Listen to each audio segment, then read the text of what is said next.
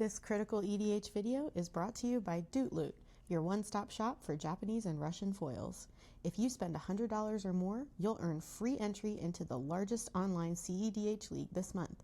So don't miss out and upgrade your deck's bling today.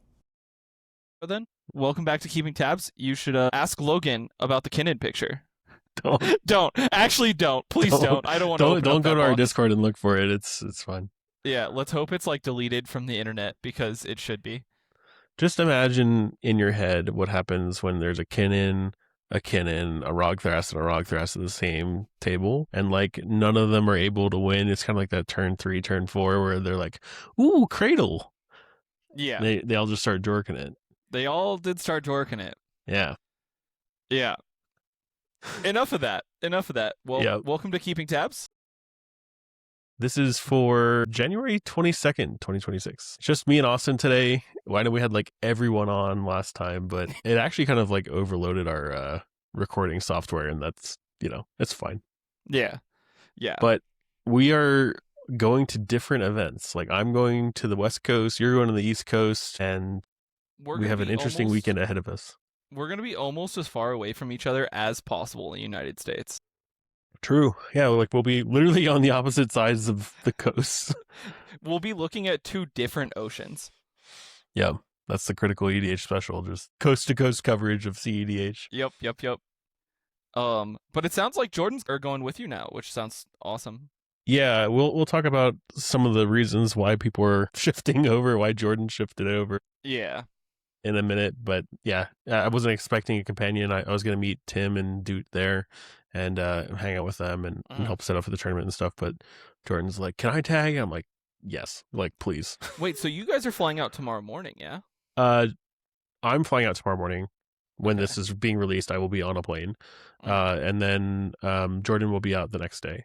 Okay, like nice. The cheap flights were on Thursday, and I'm like, I guess I'll just take like a random day off of work in the middle of the week. But I do remember seeing, like, when we were originally talking about what tournament to go to, like they were $100 flights to get there. Yeah, they're pretty cheap. That's nice. They are not what Jason paid to go to a Rumble, but that I kept telling him, I'm like, because dude, he's an idiot. You know what?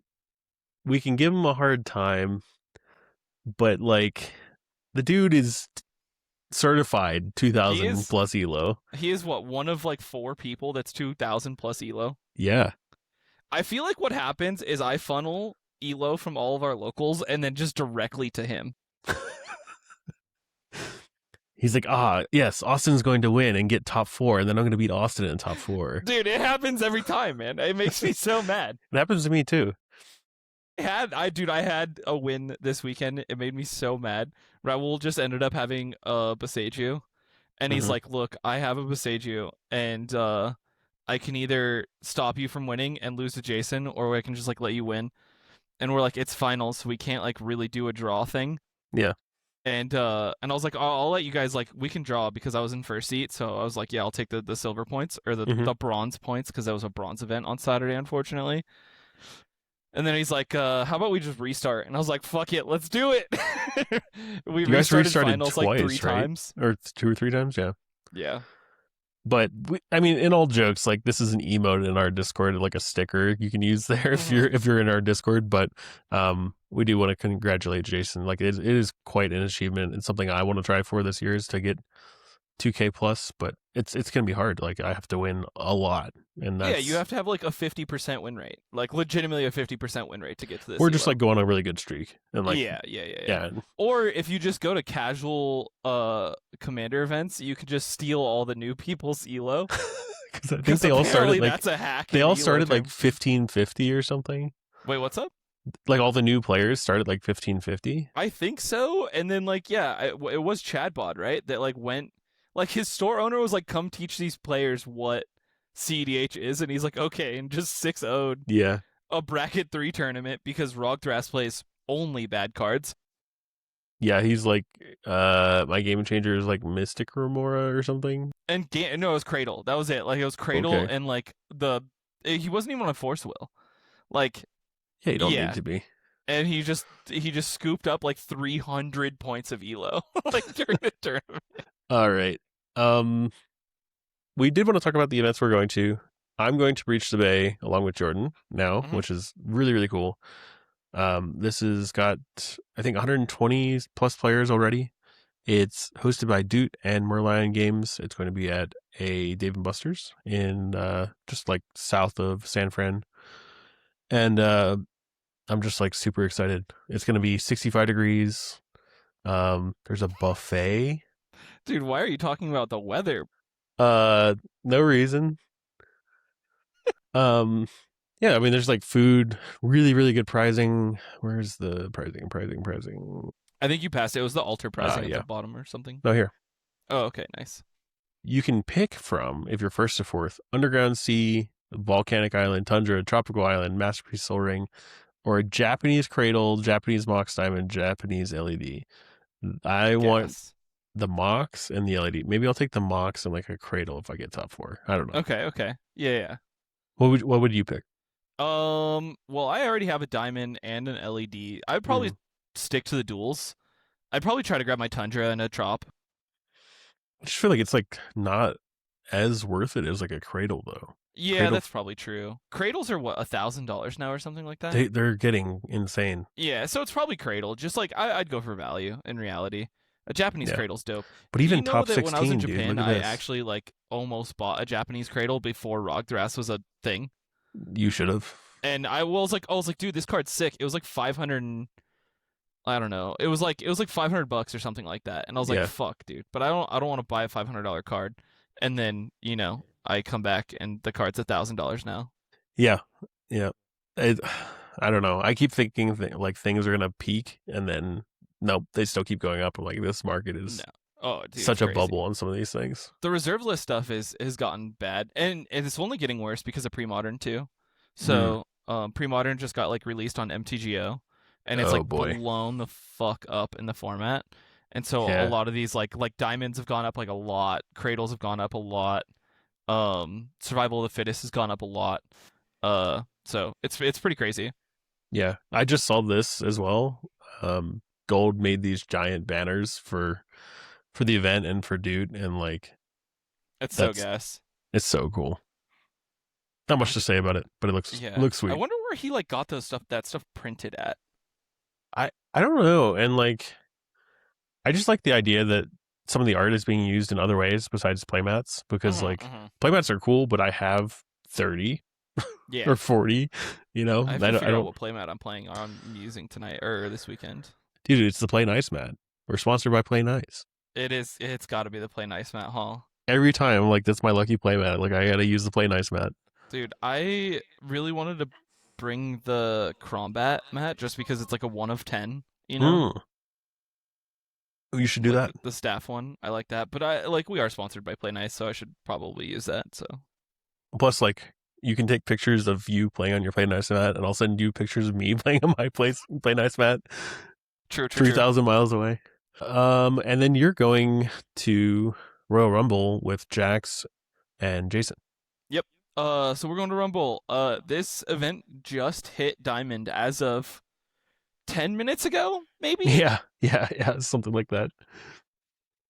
I don't think that people should just rely on it saying Diamond, because there is a thing that's happening that might get some players to drop out. But let's hope that, with everyone that drops out, we get a new signing. From what I understand, there's a few people that are waiting until Friday for payday to pay and sign up, which I'm stoked. It's a 15K pricing once we hit 250. But I'm stoked. I mean, a diamond event doesn't happen all the time, right? The last one was Fishbowl, and that was super fun.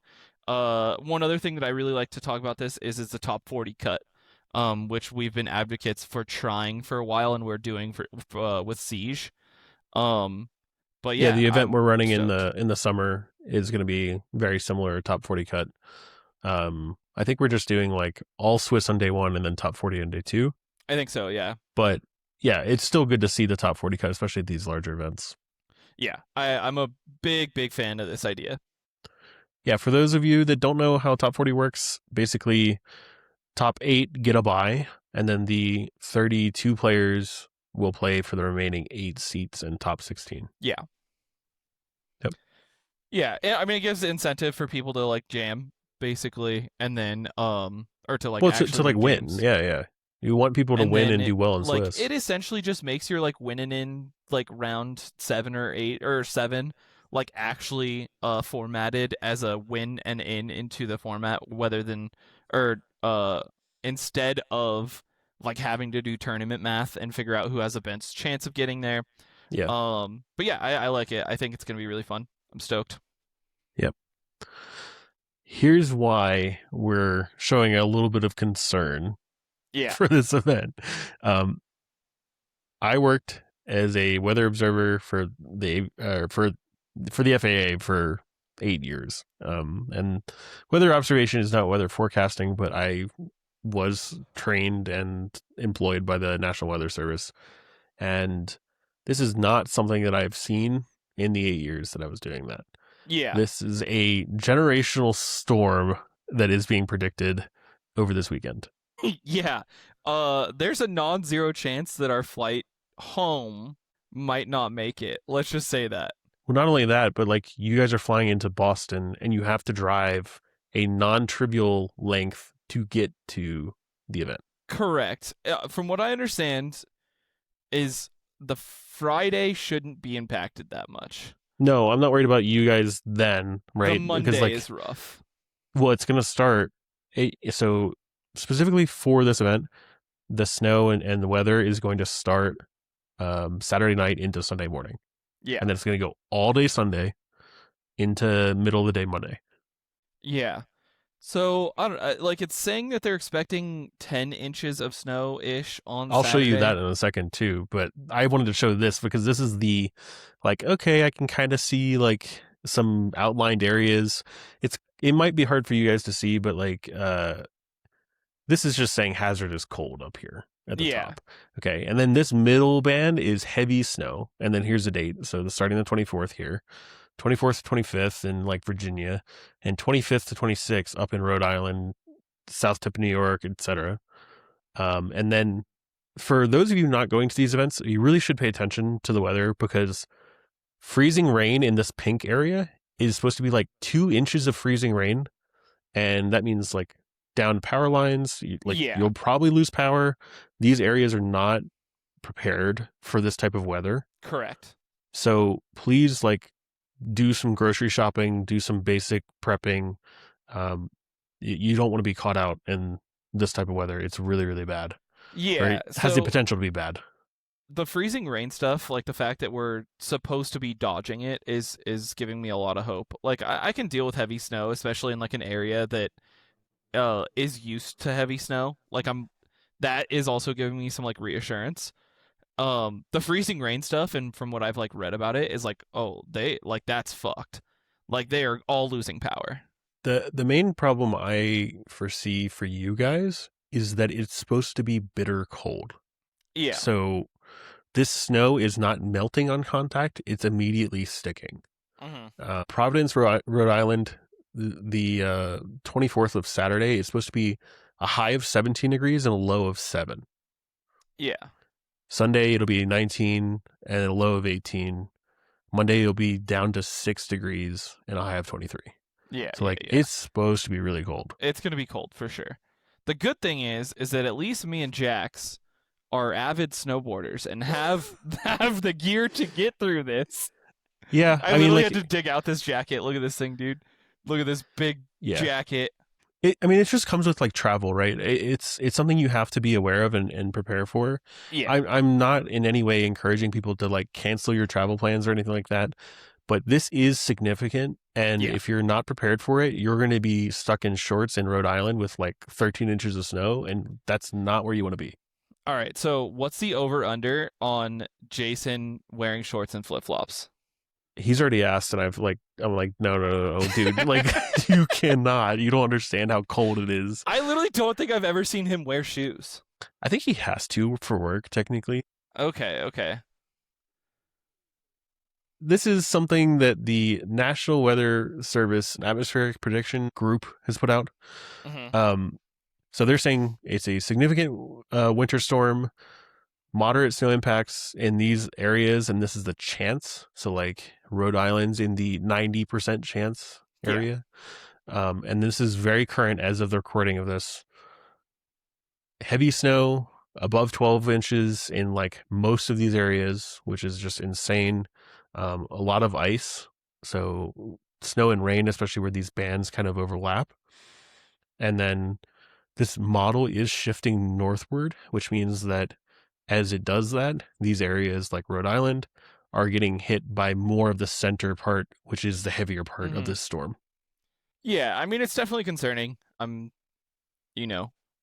prepared for delays in travel home. Like, that's mentally accepted at this point. Yeah. Delays in travel home. You might have to stay an extra night in the hotel. You might need to bring some extra clothes, extra layers. I did talk to Jax, and we have kind of like a hookup for like if things get bad. Essentially, he has like some friends and family out in Boston, so we're able to just like crash at a house if need be. I'm still worried that you're not going to get from Rhode Island to Boston. Yeah, that might happen. I don't know. We'll see. We'll see what happens. Yeah. I don't want to dwell on this too much, but like, yeah, it's something we can at least talk about because we're kind of cEDH news, and like there's a lot of people that watching this that will go to this event. So like, please just take this into account when you're making your travel plans and you're considering what to do. I think the big thing is like just bundling up, right? Like make sure you're bringing a jacket, make sure you're bringing some layers, because like it is going to be cold. Like it's going to be very gloves. cold. Get some of those like rechargeable hand warmers too. Yeah. All right. Speaking of weather and not having snow, this is going to take place in Phoenix, Just Jam D-Grid. Yep. So this is a league sponsorship, or league partnership that we're going with. So right now, if you top our league for this month or next month, you get access to this event for Just Jam D-Grid.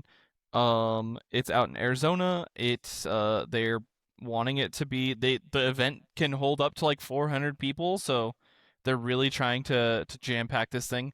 From what I understand, the event space is amazing. I haven't been there. Logan, you have.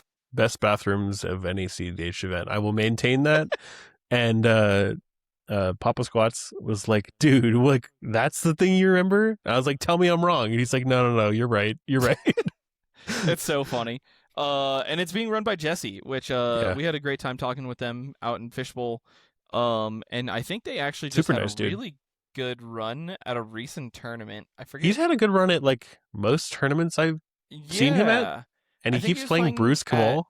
Decatur last weekend or 2 weekends ago, and was like crushing on Bruce Kamal. So I'm stoked to go out there. I'm pretty sure I'm gonna try to go to this tournament. I think we're gonna all try to go. Yeah, as long as the timing works just out. Like so easy, right? So yeah, it's just like Denver to Phoenix, pretty good flight. Yeah. It's not a hard flight.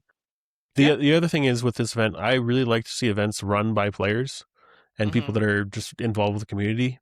Obviously, don't mind them being run by stores and all that stuff either. I think there's benefits to that. But the fact that this is a player and I'm sure some friends of his that are like, hey, we want to run some events and like organize some things. That's really awesome to see. Yep. It's also getting towards the end of the season, right? So like it's a good time to get some like large event points. So that's so wild to me. Like to think that 4 months from now is getting towards the end of the season. Yeah, it's crazy, right? Yeah. Oh boy, I know, right? The jamming must continue. Realistically, we just need to keep going to golds, dude. I wanted to take a break from talking about events to talking about practicing for events. I wasn't able to attend our air quotes team practice, but like I know that you and a bunch of the other guys went up to level 7. I actually wasn't able to go to this either. I was working. Okay, so it was everyone but you? Yeah, everyone else but me was able to go. Okay.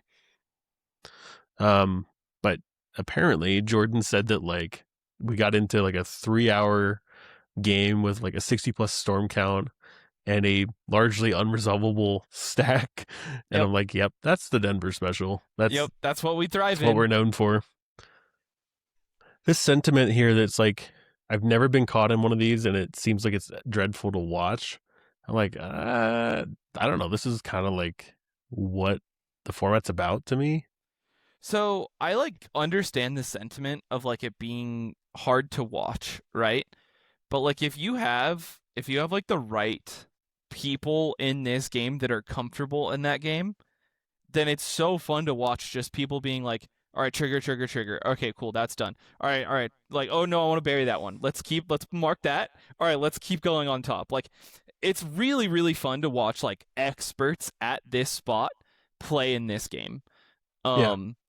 But I get it. Like, if you are not comfortable or in a game with someone that is comfortable in that game, then like I can understand why that could be hell. Because like you're just like, oh my god, every single thing is doing 4 things.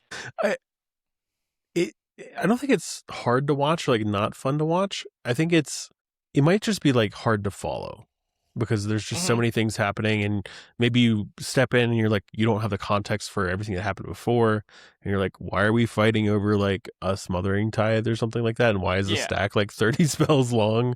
I mean, it could be something like that, and you just don't quite understand the story of the game or like the context. But what's really interesting is like sometimes that you get into these games, the stack starts because of nothing. Yeah. You're like, oh wait, what was the start of the stack? And you're like, oh yeah, it was a mystical tutor. And you're like, no. Yeah, we've had a lot of those, but I think sometimes we also try to like put ourselves in this position, especially when we're practicing, to like flex that muscle and get used to doing it, because almost inevitably there's going to be some type of stack war in like a large tournament. Like, whether it's I'm trying to like push turn 2, turn 3 wins, sure, but that doesn't always happen. Sometimes I have to win on top of the stack, or sometimes I have to play on the stack. Yeah. I think that like specifically the critical guys, at least most of us, favor our position when we are in these games. So we enjoy being in them because we think that we're better than basically everyone else in these spots. Yeah, just this specifically, it's like we're not the best turbo players, we're not the best stacks players, we're not the best whatever, but it's when it comes to playing the stack, like we all learned this from Jason. Like Jax, you got to tell us about this game, like the 60 plus storm count thing, dude. Jax, welcome. What's up? How you guys doing? So we were talking about this like practice session you guys had. Oh, okay. Austin and I weren't there, but like you got to tell us like how what was the game like? It was pretty sweet. So I think it made me decide between Wrong Sai and Farm. Jason beating me on the stack where I should have had more interaction than him, but I just ran out of mana. And it was like turn 4. So I just think like the mana development, I guess, was like the big thing that I noticed that like I think I was kind of lacking. But it was good. I got some practice against TNT. I wish Austin was there because I need practice against Chowder. No, I'm just playing Sisse. Oh, sorry. Practice against Sisse. Trad Sisse. Trad Sisse all day long. Yeah, well, no. I just said Sisse. I didn't say Trad Sisse. Yeah, no. Yeah. We'd never be. Feel confident in the Rog Sai matchup. Or sorry, the Rock Thras matchup. And then I think I don't know, I'm a little worried about hearing there's like a lot more creature stacks in the New England meta. But I'm not quite sure what that means. I just keep hearing that get thrown around. I don't know what stacks or what they're playing to stacks out though. Yeah, I also don't really know what that means. Like I'm assuming that just means there's going to be an Archon of Emeria in most games. I've been hearing the same things about Breach to Bay, and I'm like, I don't know, but I know that Winota just top 4'd a recent tournament, so yeah, I don't know. I don't know if it's like Dampening Sphere, Vexing Bauble kind of stuff, or if it's like creature like a bunch of Dranniths and Archons and Rule of Laws. I can see Dranniths. I think probably like creature Rule of Laws is what they're talking about. Yeah. Okay. So I feel semi confident then there. I don't know. I'm in between like Misdirection or Swords. I don't know which is the right choice. Wait, for Wrong Sai or Farm? No, for Farm. Oh, okay. So you're more leaning towards Farm. I think so. I play think Swords. It's just a cleaner answer. I think so. Yeah. I do think that I'm gonna try to slot into the Flood Maw, like into my list, but I'm not 100% sure what the cut is for it. But if there is like just an uptick, like a slight uptick in stacks, I think that it's nice to have a Yeah, it's slot. probably a good answer there. Yeah. Or Gotta I take don't care know, yeah. or like a Rift, but I don't think so. Rift. Oh, Dude, I've been yeah, back and forth on it. Yeah. Your whole deck is built to make mana. Yeah, Rift. My whole deck? It's flood. Both of them. It's flood ball with upside. Yeah, Yeah. I don't hate it. The other answer is I'm gonna bring it Alchemist with me. Retrieval, but that No. is No. questionable. No. That is for other reasons. No, I no. wonder which ones. Actually, wait. You know what? I could put in there is. Oh wait, I don't have it right here. Actually, wait. Hold on. This guy right here, dude. This guy might get slotted into the deck. What is that? Wait. What is it? I can't see what it is. Wow, it's just not gonna focus at all. That's a Boomerang Basics that I bought. Oh, yeah. Okay. All right. That's the other one I was thinking about. Sure. Yeah. But it's sorcery, right? But I guess with the fairy and stuff, it matters less. Yeah. Like the idea is hopefully you're playing at flash speed, so like the Boomerang Basics should work. Dude, Sure, that's sure, a sure. Krark card. I might need to pick up Oh, one I of those. 100% believe it's a Krark card. It Oh. definitely should be in your deck. Like it draws a card too. That's nuts, dude. Yeah, that's kind of sick. Yeah, Very that plus Scott just draws your whole deck. Let's go. That's kind of sick. It's kind of sick. I don't know if it works like that exactly, but It kind of does. anyway, the reason I Kinda wanted to flip. the reason I wanted to bring up this post is I wanted to talk to you about like what you guys did for a practice session, like getting ready for a big tournament, what that looks like. Did you have any like, I hate to say like rule zero or like pregame discussions, stuff like that? For sure. I think I played a total of 4 games, I think. And I got 2 wins and 2 losses, I think. I think Uh-huh. I might be remembering that wrong. But yeah, so I think for 2 of them or for 3 of them, there was a specific conversation that they were just like top 16 games. So like timed rounds, kind of playing normal there. One of them was played like it was a top 16 game. So like no timer, and just kind of playing it out. 2, I think we cut one of them short because it was getting a little bit too crazy where I think there was like 2 ties in play, 3 wristics, and again, like, yeah, like a 60 spell stack war. And then like I think there was 2 pods of 4 and 1 3 pod. Wow. And then Sad. yeah, it was good testing. Yeah, and then I guess everyone kind of just playing more with the tournament mindset. And then everyone being really critical of each other's plays. So everyone calling out like misplays or like, being 100% candid in your situation, like I wouldn't have interacted there. And then doing a tiny bit of reflecting after the game of just like missed interaction points, and like where we missed, where some of us could have missed the mark, kind of thing. I don't think I've gotten one of those kind of sessions in since like Heisenberg, probably. Yeah, At I the house, agree. yeah. I think it's something that like we as a team need to do a lot more. Yeah. It's just hard to find the time. Like we're all busy. Oh, for sure. Right, like We'd trying have to to, find like- like a bunch of really good players to get 12 people together. Like, might as well just host a bronze event. We'd Yeah. have to find a day to like not go to locals and be like, okay, no, we're practicing today. Which isn't maybe like we the should worst do. idea in the world, and it's honestly Yeah. probably better than some locals. Like if we're thinking it's gonna be like a bronze event, then it's like might as well Yeah. just practice, like actually practice. Yeah. For sure. I think the big one was just like the being hypercritical, right? Of calling out missed interaction points, or like this was definitely the point to interact that people missed, kind of thing. Yeah. That's really good, especially right before a big tournament. Like that is really good stuff to just like put in the frontal part of your brain. Like just you're like, okay, sick. Need to keep that in mind. Yeah, need to focus here, or more red flags should be going off.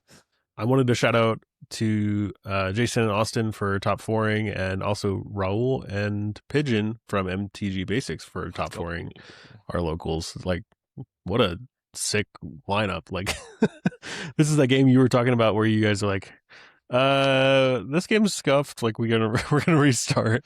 Yeah, well, I had a distinctive win on the stack, and then Raul had the interaction for me, but Mhm. Jason had a fish and was like, and Raul and Pigeon had been blown out at this point, and they're like, well, there's no way we're beating Jason, so like they're just like, all right, let's go for a restart, and then the next game, I think Pigeon put a Naz onto play, and somehow Jason had a Fierce Guardianship. He drew one card the game, and it was a Fierce Guardianship, and he's like, sick. All right. Didn't Jason mold down like 2 or 3? Yeah. He mulled down to Jeez. Kinnan plus Rocks, and then literally just top decked a Fierce for turn 1. Classic. And like we're like, all right, let's restart this game. Like, what the fuck? He's and the then, luckiest person I've yeah, ever like met. it was. I mean, this was a super fun pod. It So this ended was up double with restart in top 4. double restart in top 4, which by no means are we supposed to do in our locals, by the way. I walked over and like I see everyone shuffling. I was like, oh, who won? They're like, no. We're like, no, we just started. Like, it's fine. Yeah, we're just hanging out, just chatting. But the top 4 game ended actually with Raul winning the game because Pigeon fierced my Necropotence on turn 2, and then his Adnaz got fierced, but Jason had no cards in hand afterwards. Oh, and so goodness. Raul was just the only one with anything in play. And we're just like, yeah, GG, dude. I also worked on this video this week. This was kind of like a unexpected last minute thing, but I was chatting with Deck Driver MTG. He's got a really awesome channel. He does a lot of casual focused content, but then I noticed that he started doing some cEDH content where he's talking about his like first tournament and what decks he's playing and stuff like that. And I was like, oh, it'd be so cool to like reach out and collaborate in some way. And then he's like, dude, I kind of want to build like Blue Farm. Like I have an old list that I want to update, and like I'm really not sure on some of the reasoning and logic for some of the cards and stuff. So that's what we worked on. We worked on Blue Farm, kind of my process, building it from the ground up. And yeah, it was really fun. I heard you missed Necro.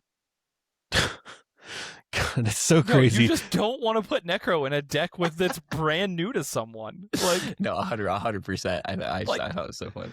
that We- card is very scary for new players because they don't really know how to play it. I posted this on Reddit, and immediately he's like, the deck's missing Necro. Blue Farm just like crushes with Necro. I'm like, yes, I know. I play it in my list. Thank you. Yeah. And they're But like, also, yeah, but I like- don't understand. Necro's on the deck. I'm like, yep. Like, It's also But just for like, learning the format, though. it's also not even like objectively truth that Necro should be in Blue Farm because there's a lot of pilots that don't play Necro in Blue Farm, right? Yeah, like some Matt of Hayes. the most successful pilots that are on Blue Farm, Matt Hayes, Maddie, Sky, they don't play that card at all. For And sure. so like it's not just like a shoe-in into the deck. Like, don't get me wrong, it's good and probably should be in there, yeah. but like it doesn't need to be. And then Stacko commented on Reddit, was like, well, I wouldn't take Maddie and Sky's list as like reasons not to play Necro. I'm like, it doesn't matter. You like, the point is that you can be successful in the deck without playing the card. Absolutely. Well, I think it's also Yeah. too, right? It's tailoring the deck to your play style, right? Like if you don't play the card well, then like it actually could be a deterrent or like a bad card in the deck, right? If you're gonna misplay it all the time, then like Yeah. it's fine to take the card out, right? And just like Well, and like play with the other speaking of tools. that, like Jordan is thinking about taking Necro out of his deck because he's like, I don't feel comfortable converting Necro piles enough. He's like, I need more practice to do it to be able to like play the card. This is why I started Wrong Side. Because I didn't want to play Necro, and I was like, Naz is just like too scary for some people. And I can sit down at the table and go, not playing Necro, not playing Naz. I'm playing Wrong Don't Side, swing me. but it's like Yep. mid-range. It's fine. Yep. And I won like a ton of games playing it that way. No, totally.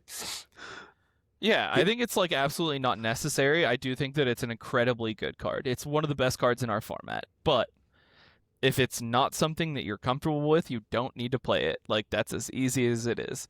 Right? Like there's a conversation I was just listening to and I think we're gonna talk about it with the Drake Academy. Mhm. Like Jordan is talking about taking Grand Abolisher out of his deck because he's like, I don't usually win on my turn. Like I'm winning on other people's turns.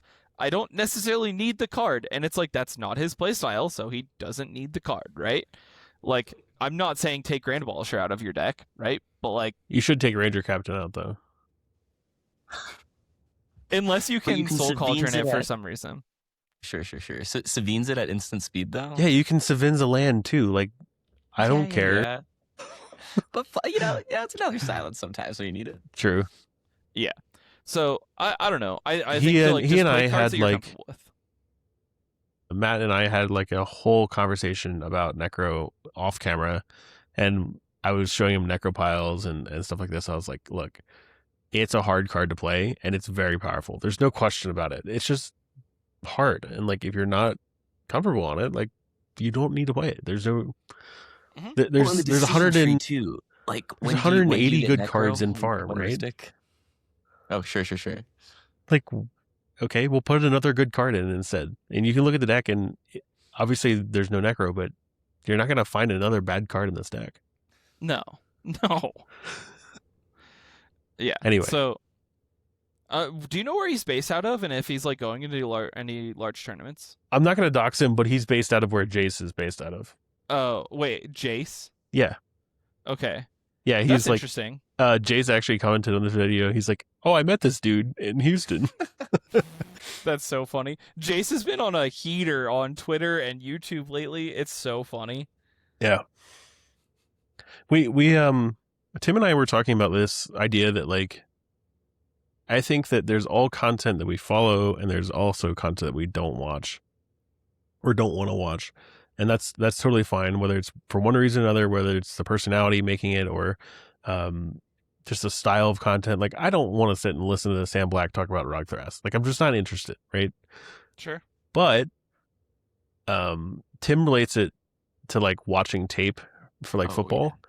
And he's like, I just got to know. Like, I need to know what other people are thinking. Like, I need to, and I'm like, yeah, you're right. Like, I definitely, it's not that I'm hate watching it, but like, if I'm doing something, you know, doing chores or whatever, like, I'll listen to stuff I want to hear what other people have to say. And like, maybe I don't agree with it and that kind of stuff. But yeah, I mean, you can listen to me talk about like, why not to play Necro if you're not comfortable with it. Yeah. Maybe it's not for you. That's completely reasonable. Yeah. But it was a fun video to record. And if you like that type of content, like, we can keep making it. This card and all of the rares from it seems like Ninja Turtles all were of spoiled. the rares and mythics got spoiled from this set. Oh, all of them. Holy cow. Yeah, because they accidentally put them in the promo packs for Lorwyn, and then they're just like, I did hear about that. fuck it, here's all of them. That Here way you don't all have of to search for like spoilers and stuff. Yeah, it's kind of a shame because I do enjoy like spoiler season, just because, you know, we're always hungry for like a good card, right? In CDH, like, Delayed gratification for sure. just give me one. Like, that's all I want is one per set, right? And like, getting so many cards that we have to like sift through is problematic sometimes because I don't have the time to like go through every card. Sure. But this card, Splinter's Technique, for the listeners, is a 3 colorless and a black sorcery, but it has sneak, so you can like cast it for 1 and a black if you return an unblocked attacker during the declare blockers step. So it's fixed ninjutsu is the idea, because for some reason that was not okay. But it's a demonic tutor, so you search your library for a card and put that card in your hand, then shuffle. This card is incredible in any ROG deck because apparently ROG has menace. Why? So stupid. It's pretty darn good. Yeah. It definitely goes into ROG side. I don't think it goes into farm, right? Because you probably don't have enough attacking creatures for it to make sense. I think it depends on your farm build, though. Like, there's some farm builds that are very Timna and Karam reliant. Okay. Yeah. Okay. I don't know if like you are playing enough of like the 1 drops or like 0 drops. I mean, maybe if you're like on the Mem Knight coded version of farm, but like even then, like I don't know. I don't think it's gonna see play in farm. I just think it's gonna see play in ROG black decks. Yeah. Like, dude, but I don't know. In farm though, like, no one's gonna block your Chitaru Taru. Like, yeah, sure, and then you get to like play it again, which is kind of interesting. like no one's There's no gonna way this is block your better. 0/3, and you just swing with it every turn. And if you don't have this card, they're like, okay, like, I just swung with it, sure. The problem, and then next turn with it is that it's like vying for a spot with like Beseech the Mirror or Demonic Council. Demonic Council is a bad card. I think. agree, but I think it might be better than this in farm. I think it's better than this in farm. Yeah, I think I agree with that. But yeah. But still, I do think that there's like, I don't know. cEDH is not a format about attacking or For sure. blocking. No. And I don't know. People don't want to take Ragavan hits, but they also don't block it because they're like, no, my Tymna. I can't block with Tymna. And yeah, I don't know. Tymna Dargo probably. Ooh, true. Maybe. No one's standing in front of Dargo to block it. No, it's not Dargo that you're putting back into your hand. It's like the 1 mana like. Yeah, the filter creature or whatever. Yeah, it's like those random like. I don't know. Putting 1 mana Dargo back into cards. your hand is kind of sick, though. That Yeah. could be sick too. Yeah. But like usually like you're not attacking with Dargo because that means Dargo True. had been cast the turn before. Like that's problematic. Yeah, you cast Dargo to win usually. Yeah, so like in reality it's like picking back like your greedy freebooters, right? Like Oh, sure, I don't know. sure. The one downside of this is like if you do attack with a Ragavan, like you don't get the attack damage trigger Correct. because you're returning it before it does damage. Yeah, I mean realistically I think this is just seeing play in Rog. Like in Rog's Eye. Like I can't believe and we're printing maybe cards like some other specifically for random Rog. like Rog like a Jund Rog variant, like maybe. Okay. Actually, you know what? Okay, I Tevesh hate Rog. saying this. Tevesh Rog. Yeah. It's definitely seeing play in Trog. Oh yeah. It also definitely sees play in Oops. Oh, for sure. Yeah, Sure. like another demonic tutor in Oops is Yeah, really yeah. really good. So Yeah, it doesn't matter how bad it is. It's like another one. yeah, exactly. So and you I don't have know, Rog. but I would like this card will definitely see play in cEDH, right? Oh, 100%. Yeah. If I were playing a mid-range Tevesh Rog like I used to, I would be playing like Loyal Apprentice in this card Okay, Oh, sure, yeah, for that makes sure. sense. and like Grinding Station and stuff like that. Mhm. But I don't know. It is an interesting card. I think the mechanic is neat too. I wonder like if it's gonna show up on a lot of other cards too. It seems like it's like the main mechanic of the set. Oh, Okay. Yeah, like it is showing up on a lot of cards.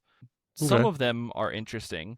There is one that like I don't know, in like some super fringe list, it's like a 2 mana sneak for 1 in a colorless or 1 blue in a colorless to mill half of your library or mill half of someone's library. And that's Ooh, okay.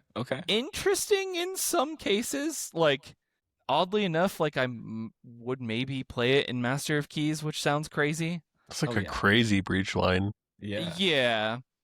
I mean, like, or like if you're trying to like, it might see playing like Sephrys, like some random like fringe sure, lists sure. that are like Gosh, I hadn't trying thought to about like do Sephrys. reanimator loops. Like I could see it. I don't know.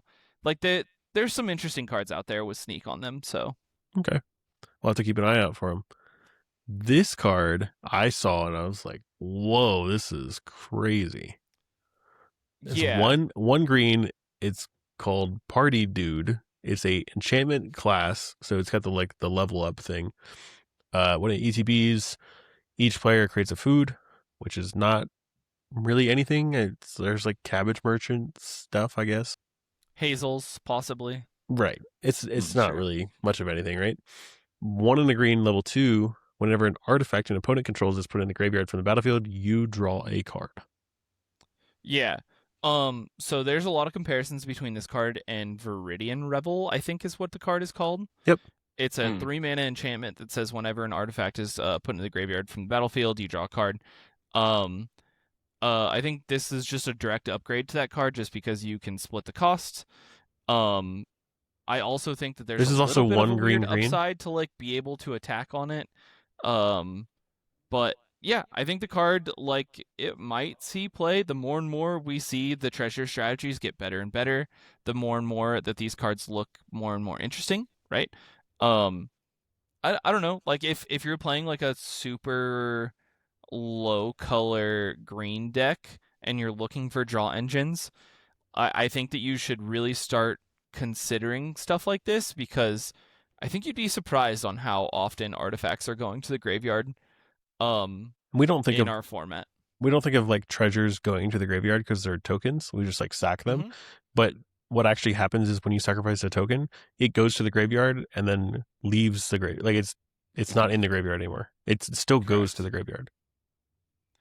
And so many decks are relying on treasures right now. Like there's Yeah, just more, yeah. more and more and more and more and more. I do There's one think- aspect of like splitting the cost to this, right? Like you said, where it's total cost is 1 green, just like Viridian Rebel, but you can cast this on 1, level it up on 2, which is better than just casting it for 3. Mhm. The other thing is, no one's going to counter this for 1, whereas Viridian Rebel they might interact with because it's just like, oh, Yeah, I know that's true. exactly what this is Oh. doing. Sure. And Like someone then has a resolve tithe.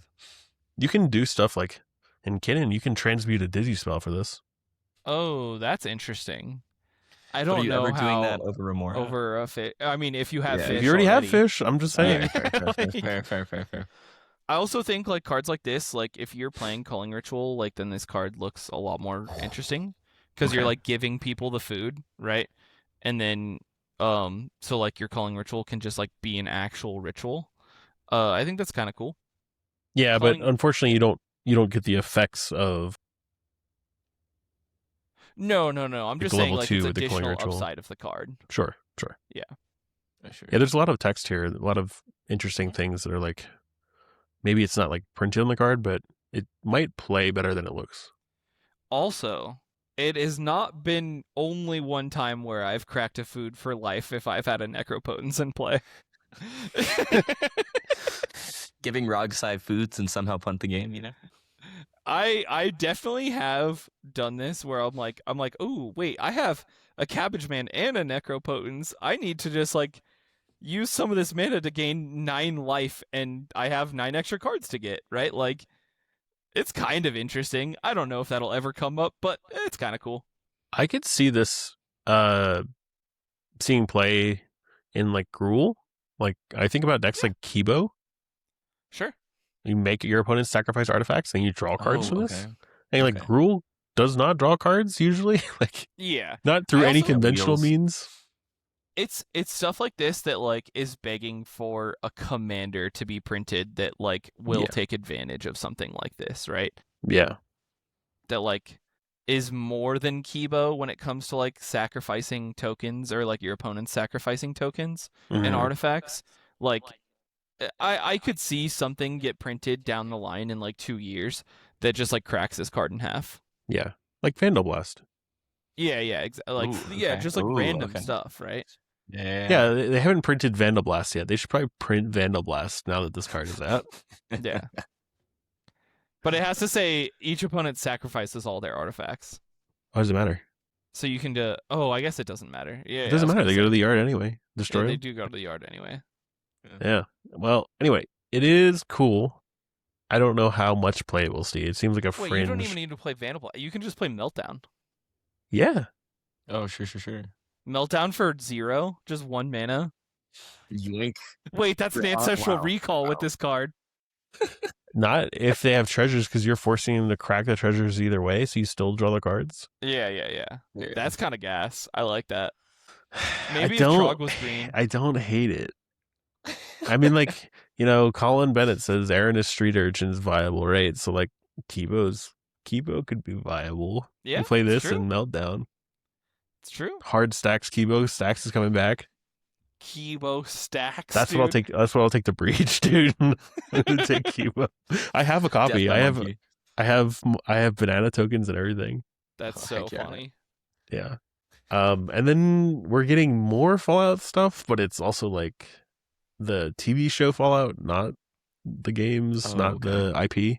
Yeah. So this card specifically. They printed Is the Walton cool Goggins on gunslinger. a card. Sorry. Walton Goggins, isn't that his name? yeah. Oh, yeah. I think that is. Yeah. So it's the Ghoul Gunslinger. He's 1 colorless, 2 black. He is first strike, and he's whenever the Ghoul or another non-token zombie or mutant you control dies, target player gets 2 rad counters. If that player is you, create a treasure token. So the reason why this card's being brought up in our format is just because it is an outlet for Gravecaller loops in the command zone. In the color that can tutor up all the things that you need for Gravecaller loops. I don't necessarily think this is going to be like a very Whoa, I did not know playable that this cEDH printing deck, existed. but it is an outlet, which is interesting. Okay, because you can mill it. Well, wait, no, can't So you? you just like give everyone Infinite rad unlimited what's it called? rad counters. Rad counters. Rad counters. Yeah. But how do you Yeah. keep recasting Gravecrawler though? You need Right, like a Phyrexian altar. So Oh, if you okay. just like Yeah, sack yeah. sack Gravecrawler Yeah. and you just like keep doing the Gravecrawler loop, then much better. then all of your opponents have all unlimited rad counters. Because Oh, sure. he is a zombie. If I can Yeah. go back. Yeah, he is a zombie. So Gravecrawler says if you control a zombie, you can cast him from yard. Yep. So Yep. So again, I don't necessarily know if it is a cEDH deck that we need to like be cognizant of, but I wouldn't be surprised if you like run into this in the Swiss of a tournament. Like someone might be playing something like this. it has the ability to go like pretty fast too. Because you can do stuff with like Stitcher Supplier. Yeah. Like that's a pretty good card in this deck. Mhm. And then it just benefits from like black rituals, and you can do stuff like Mesmeric Orb or just anything to like Mesmeric Orb Basalt and mill yourself until you find the Gravecrawler. Yeah. There's so many ways to like get this thing going. It's just it's a mono black type mid-range type deck, but I mean it can kind of reliably do like the zombie strategy, which is kind of cool. Like you can kind of keep the boards relatively clear if you're doing like mono black control, and then this is like your win. I think it's kind of cool. The main problems are that you have to cast the Gravecrawler every single time, so you're not Yeah. paying for risk study and stuff like that. Yep. And you can just get it mind break trapped eventually. That sucks. Like you just die. If you get Sure. silenced, you also just die or you get stopped. Like that. Those parts suck. But I think it has potential to be fast. It kind of just like depends on your variance, like your opening hand, and how the deck is built. Yeah. So you need to be able to do the Gravecrawler loop 15 times. So you'd need to feed Heuristic Study 15 cards to be able to kill the table. We Oh, could- actually, I guess 14 because you could theoretically just kill the ghoul at the end. It also could just be like a turbo deck where you have a Naz in your deck and like the whole deck is really tight on like low cost spells. Like I can't imagine you need anything really expensive to make this deck work. Yeah, I agree.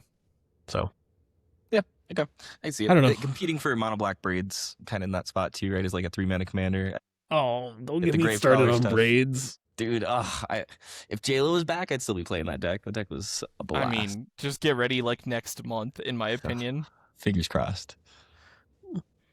Hopefully it comes back with Grizzlebrand. Yeah. Please. Please. I think this deck also dies to the same things that like Gwenem does, right? Because Yeah, like Mool. and Drannith, because you can't Oh, Gravecolor from yard with Drannith. Yeah, 100%. Yeah, Like, yeah. But I do Yeah, think that Damage. this deck probably has a lot more tools to get rid of those answers. Like, I'm assuming you're like you're playing a lot of like the like a lot more creature removal because it's not as fast as Gwenem most of the time. Well, it's kind of interesting because you can like ramp yourself. You could probably play edict effects too, so like force Yeah, your opponents to sack creatures. Like Yeah, that's what I'm saying. Like, you could play like Innocent Blood, like the 1 mana everyone sacks a creature. or like no. I mean like what's the permanent one? It's like Grave Pact. Yeah, that's what was the 4-mana one. Oh, that's Is that it? gross. Yeah. I love that card. I wish that card was better in CEDH. I'd play the True. heck out of that card. Jesus Christ. It's so fun and casual, but it's If only it said if it said like permanent you control dies, like they had to match the permanent. Oh my god. Dictate of oh, Erebus. yeah.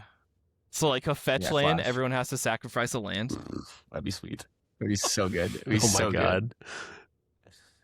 Anyway, card's Every interesting. single treasure, someone has to sacrifice an artifact. This is another instance of where they're printing like mechanically unique cards outside of a main set, and I know that people hate that. I really don't like it either. I agree. They have like mentioned that they would do like store promo stuff that was like universes within for it, but I don't know. I'm not a fan of it. But I mean, we just saw that like the Monster Hunter secret lair, like people got mad and they're redesigning it, and I'm assuming they're gonna get like mechanically unique cards, and Like it's because the Monster Hunter Secret Lair like was not good enough. Really. The problem is that this is going to be like if they do a Universes Within, it's going to be named the Ghoul Gunslinger here, and then the name is going to be up here. Yeah. So like, why not just print a Within version first? Actually, is that true? Because like they didn't do like that's not how Warnog and Bjorna are, is it? Oh, interesting.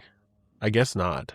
Yeah, you're right. Okay, yeah, not, no. They did not do that. I think they did it like they do it when it's a redesign or like a reskin of a current card, but I don't know if if they reskin like a Universes Within card into a Universes Beyond card, which is a weird thing. Yeah, I don't know. Next, we have some tournaments to talk about. Land Go Force Fight 8K cEDH tournament just happened. Freedom Waffle won this one. And we saw a lot of interesting decks. Most notably, Anti-Ool got 5th place. Yeah. What? Yeah. I think it was actually also 3rd out of Swiss at the end of Swiss, which is insane.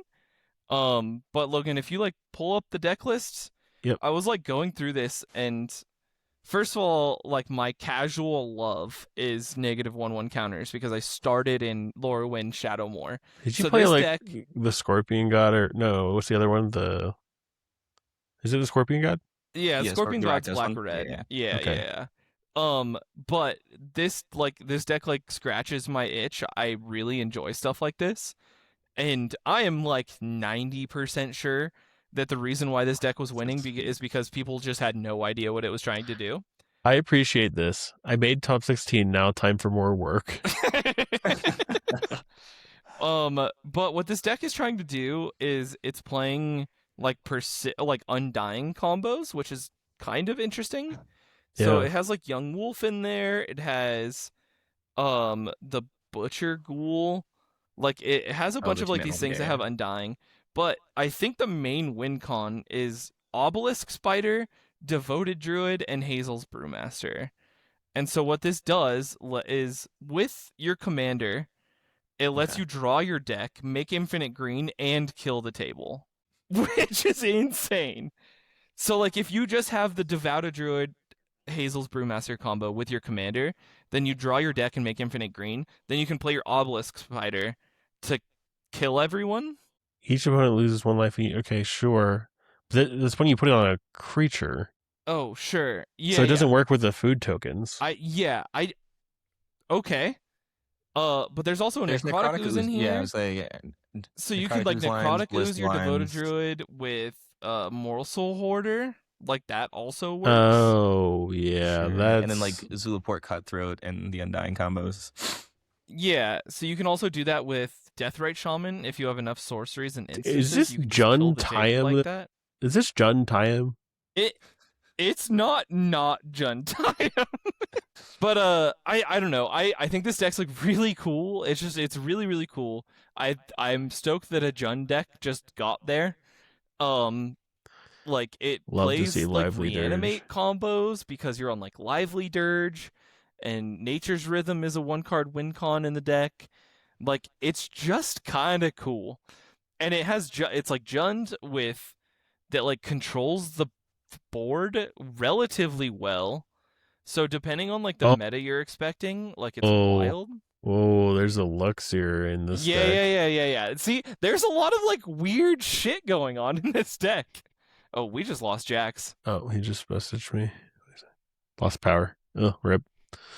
Nice knowing you, Jax. But yeah, I think this deck is like really cool. I'm assuming there's a Birthing Pod line. I have no idea. Maybe it's a value pod. I'm not sure. But this deck is really cool. Like it's kind of dope. Yeah, I'm definitely not opposed to it. Also, it's on Necro Breach. Like, yeah, hell yeah. Yeah, I think that's like actually a value Necro. Like, it probably just gets there, right? And yeah, like being on Sylvan Library, Jund I think Turbo.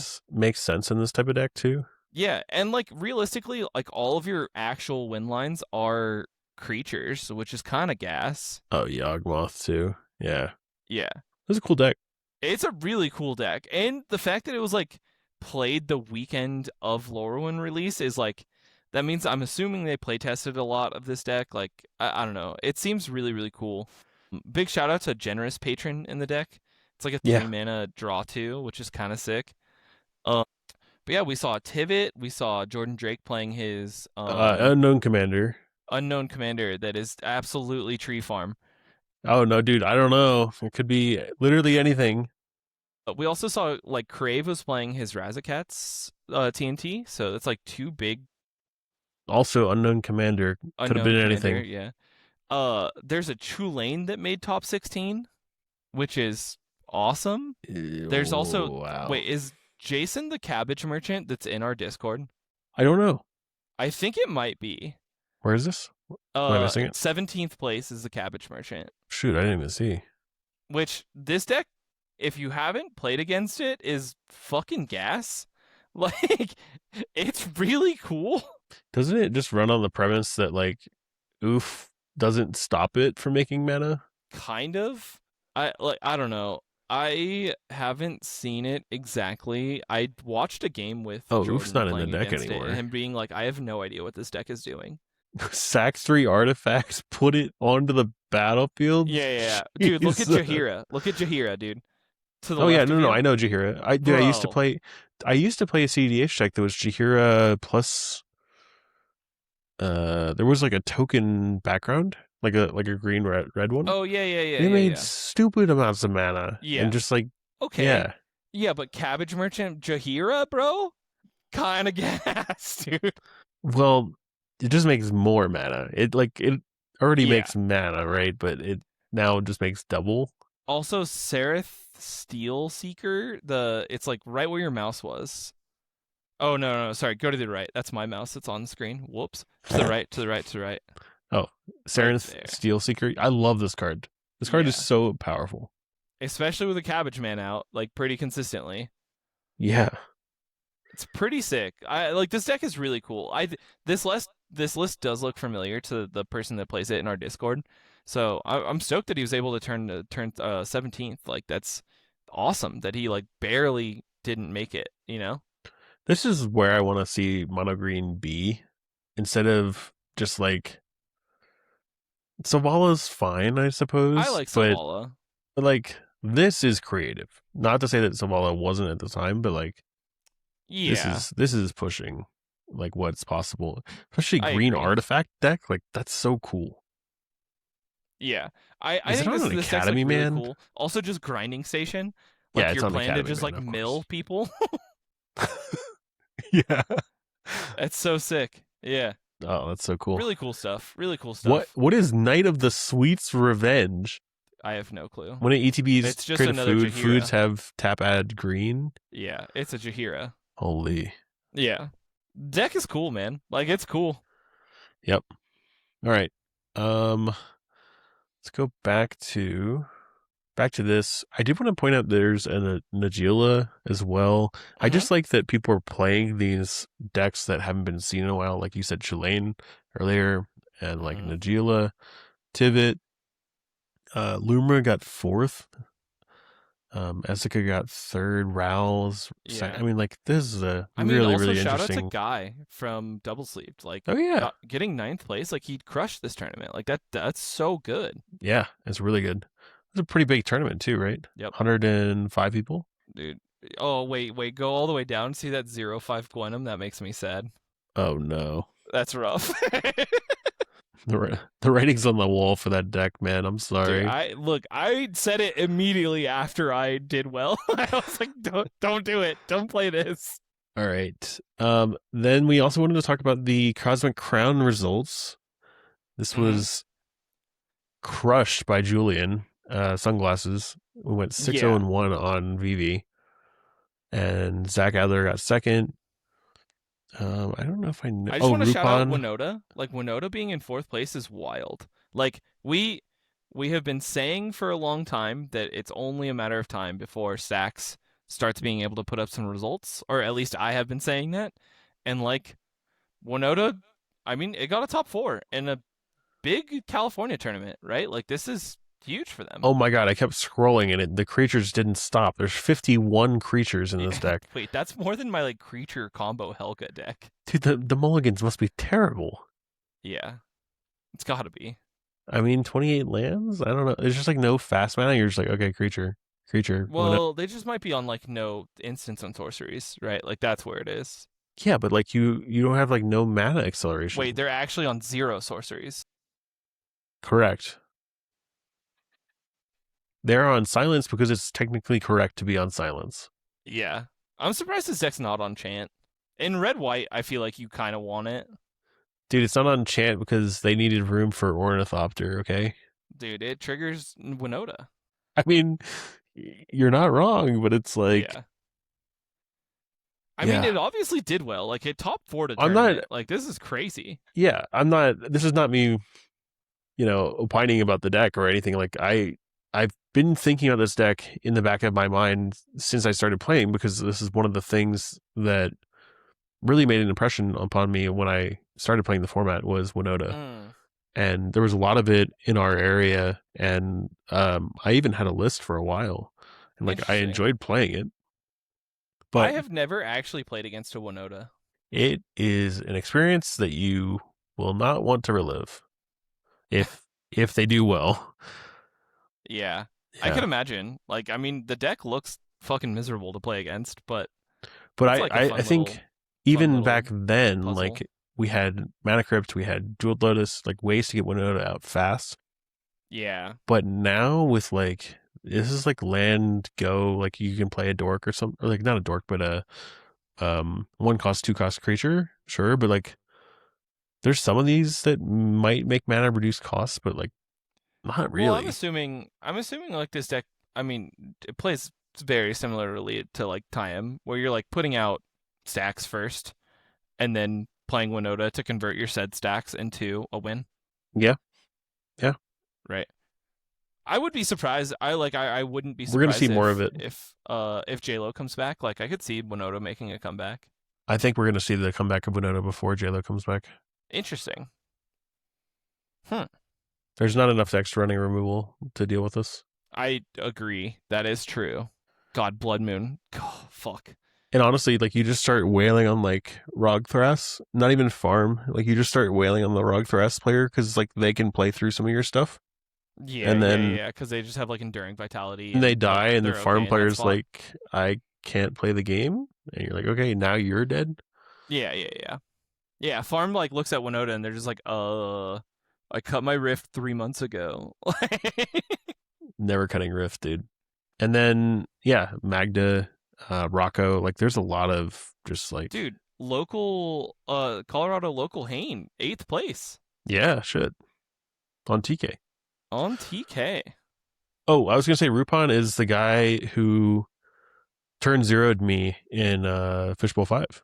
Oh wait, he was a legendary like watch out for Gyruda, dude. And I was like, where's Gyruda? I'm getting Thoracled on turn 1. Yeah, I think he had 16 points at the end of round like 4 in Fishbowl 5, and everyone's like, oh fuck. And everyone's like, yeah, people just were getting Gyruda, which is so funny. And then Noctis too.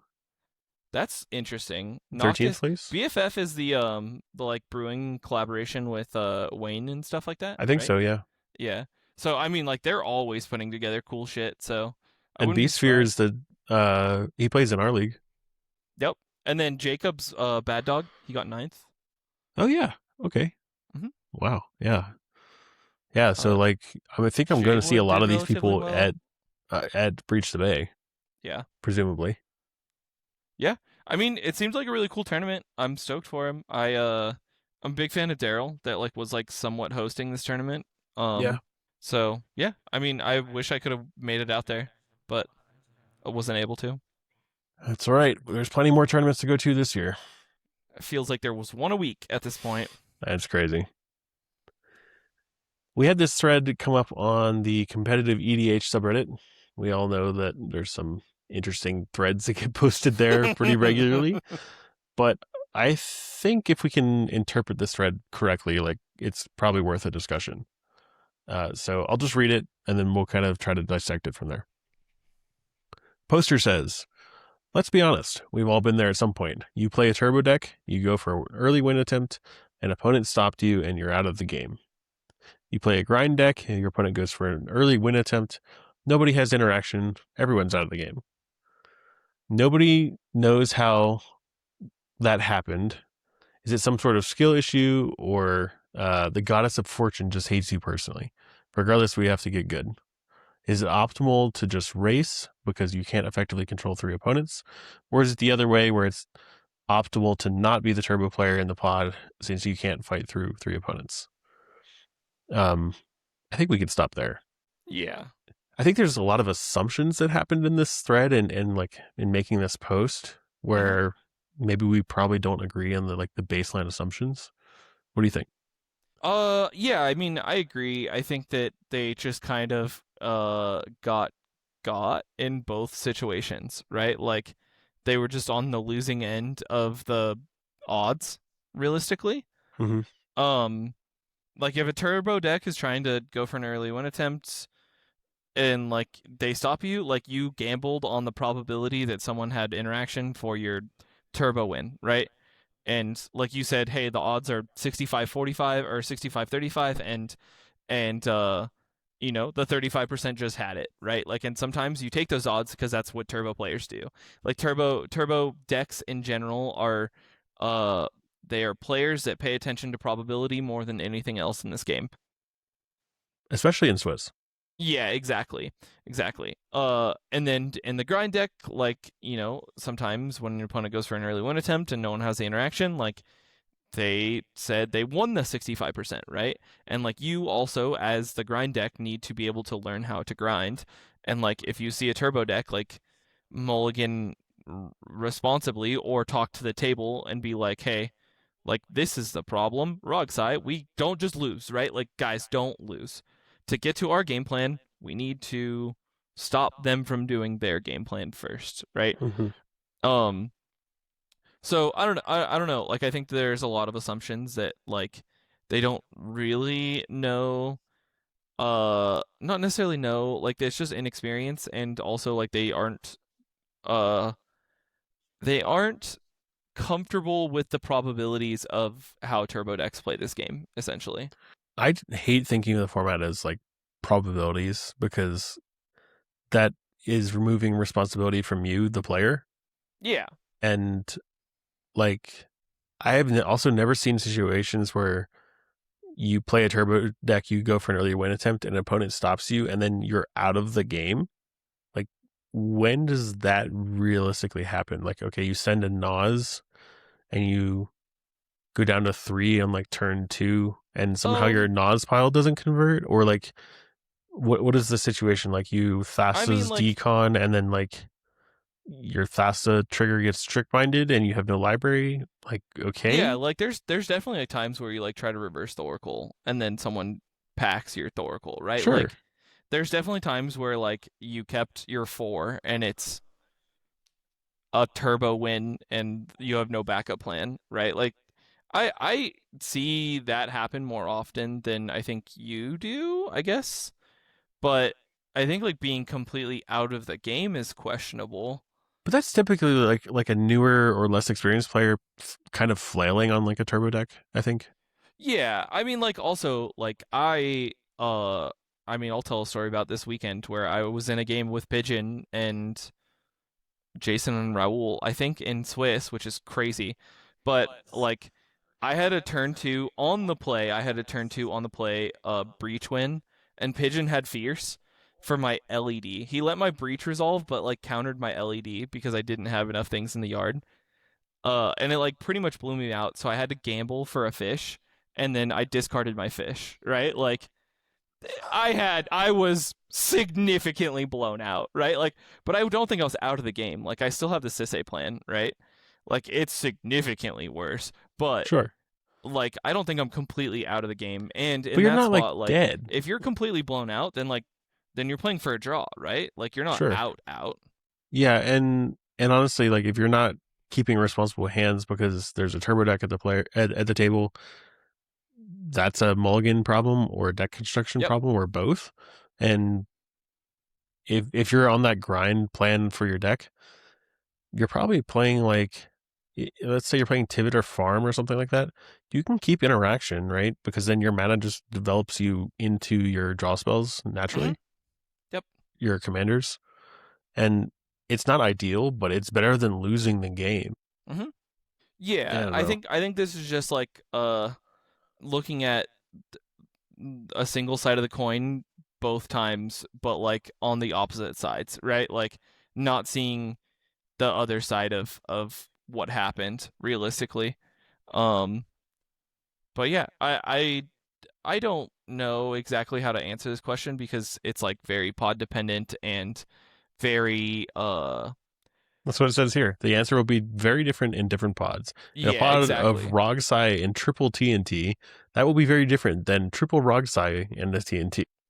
Yeah, also like how many people load mold or mold low? Like how many people are like looking a little concerned when you put like a dark ritual on the stack, right? Like Yeah. you can look at people's body language when you're putting some dangerous pieces on the stack and test the waters and then test the waters a little bit more, right? So like I don't know. I think that this is just it's not necessarily a skill problem. I It's just more of like you need a lot more experience to like be able to come up with the answers to these things. I hate this answer. Magic as a whole has some degree of luck. Yes, but like that doesn't answer the question being asked. Right. And this is again deflecting the issue to something that is out of your control. And like as a competitive player, I try to focus on things that are in my control. Mm-hmm. And there will be times where I'm unlucky. There will be times in which I am lucky. But what we're trying to do is mitigate the unlucky part by Yeah, I think constructing a your lot deck of correctly and playing well. Mhm. So sometimes you just don't have it, but like hopefully those times don't matter because they happen to you in Swiss, or they happen in a manner where it's like not stopping you from winning the game. Right.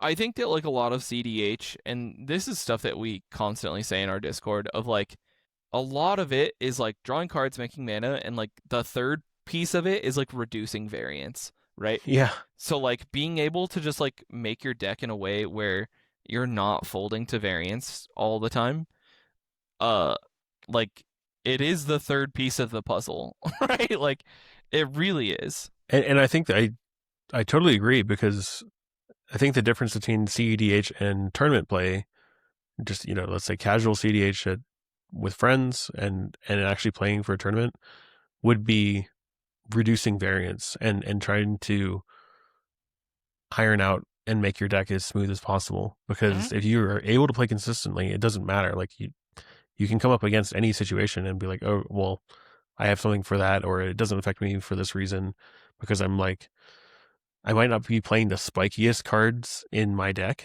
but I'm playing like the most consistent cards in the deck. Yeah, absolutely. I think Zach talks about this on his podcast about being like look, I don't necessarily care about the ceiling of cards, like I care about the floor of cards. Like if there's cards in my deck that literally say don't do anything at all sometimes, Yeah. then like it's not a card in my deck, right? And we say that and we try to live by it, but I mean there's cards in every deck that like sometimes don't do anything, right? Like Brain Freeze and Farm is not that good of a card most of the time.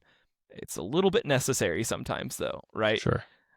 But it still isn't like the floor isn't nothing, right? Like the floor is still. But we even see the deck builders and brewers trying to find creative ways to use Brain Freeze, stuff like Storm Kiln, or using Brain Freeze to crack an opponent's top deck tutor. There's plenty of creative and interesting ways we can make that card worthwhile. Yeah, exactly. So I mean, also like the whole like the Magic as a whole like has some degree of luck. Like that is objectively true, but like they doubled like another poster like doubles down. I think you're underselling the luck factor.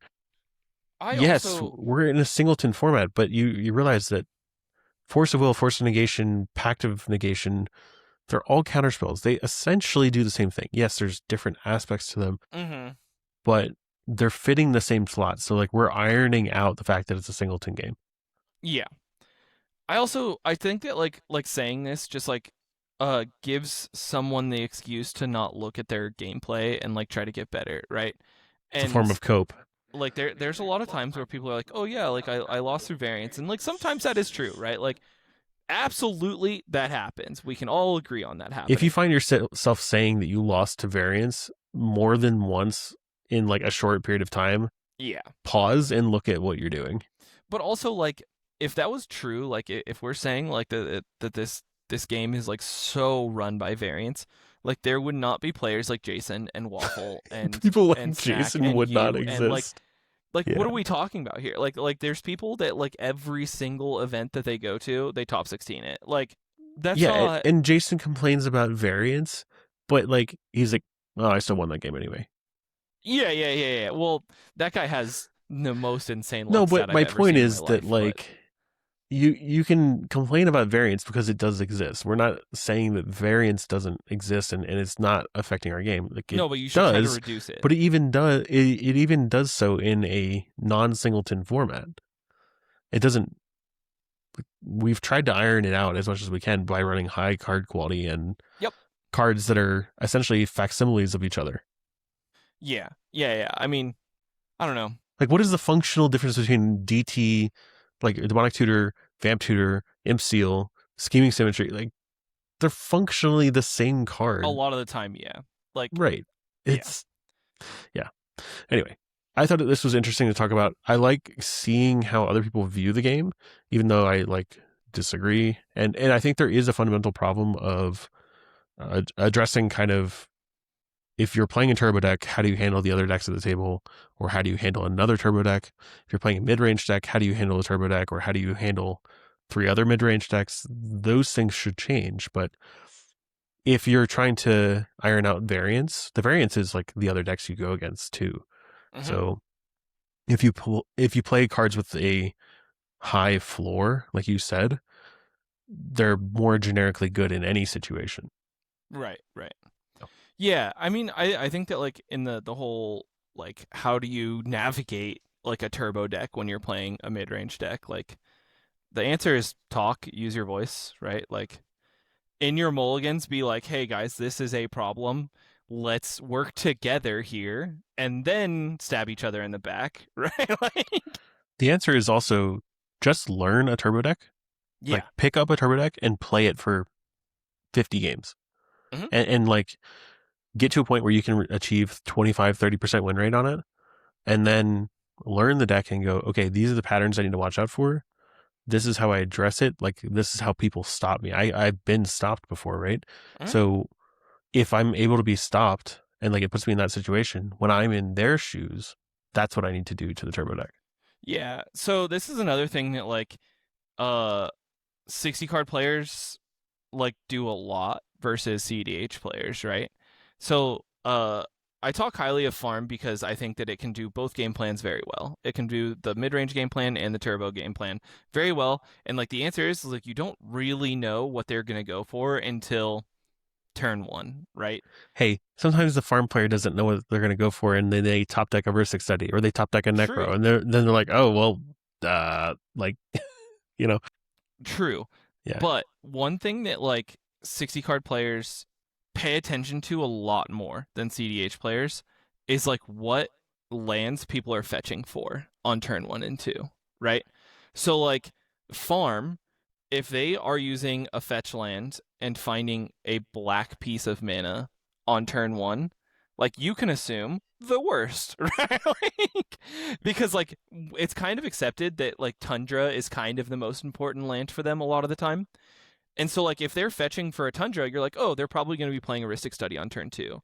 They're not on the black mana. They might have Cabal Ritual or Dark Ritual into Necro, right? But like there are some things that like these like little hints will give you so much more information when you're playing against a deck that can do both. I think that's like stuff that we as cEDH players can learn a lot from. In an ideal world, yes. But how many people out there play Farm at a not very high level? And true. Like we have to be careful of those things too, because but we it's still run a in pattern that I think you should like recognize and play for. Sure, you can especially do this in top 16 and top 4, right? Because you know that your opponents have their feet under them somewhat, right? Because they had to get to top 16. They had to get it to top 4. This is not to discount anyone that doesn't make those cuts, but we talk about these things from a tournament level because we're tournament grinders. Like this is the things that we need to start thinking about when we play at high levels. And like, that's what we want to do. We want to play at the highest level. And it starts by honing these other skills and these other aspects of assessment. And it's little things, like just like what you said, like what land are they fetching for? Does that mean they have a Dark Writ they're holding up into an Oppo, or a Dark Writ they're holding up into a Cabal Writ into a Naz? Right. Like there's been so many times where like I've played like Tundra Mana Vault, or like not Tundra, like UC Mana Vault turn 2 Badlands, and Jason's immediately just like fucking Naz mana. Like, no, we like keep shit open, and you're like, I don't even have Naz in my hand, but fuck you, dude. Don't just say that. I would say it becomes even more apparent, like if you're on 5 color too, because your fetch options are literally wide open. But like if you look at like what Tibbet's fetching for, I'm just trying to get all 3 duels out at some point. So like, yeah, sure. Like, it doesn't matter to me as much, but you're right. Like decks like Farm or even 5 color decks starting to look at their mana base and stuff like that. Yeah. But yeah, the other thing is just like practice other decks. And I mentioned that before, but it's so important because you don't know the play styles. Like you don't internalize the play styles until you actually play the deck. Yep. Alrighty. I think let's see if I can get this working. I thought this was cool. Oh yeah, someone was talking about Wrong Sai, right? This is Logic Knot. He's on our Discord. This is Logic Knot? Yeah. Oh shit, that's gas. Yeah. This is where I got my JP Foil heuristic study from. Hey, Logic Knot, Logan should be bringing you the mat this weekend. I will try. Only, like, very late. He said, played some games on Wrong Side tonight, kept a 6 that was Commandeer, 2 blue cards, Dark Ritual, Heuristic Study, Springleaf Drum.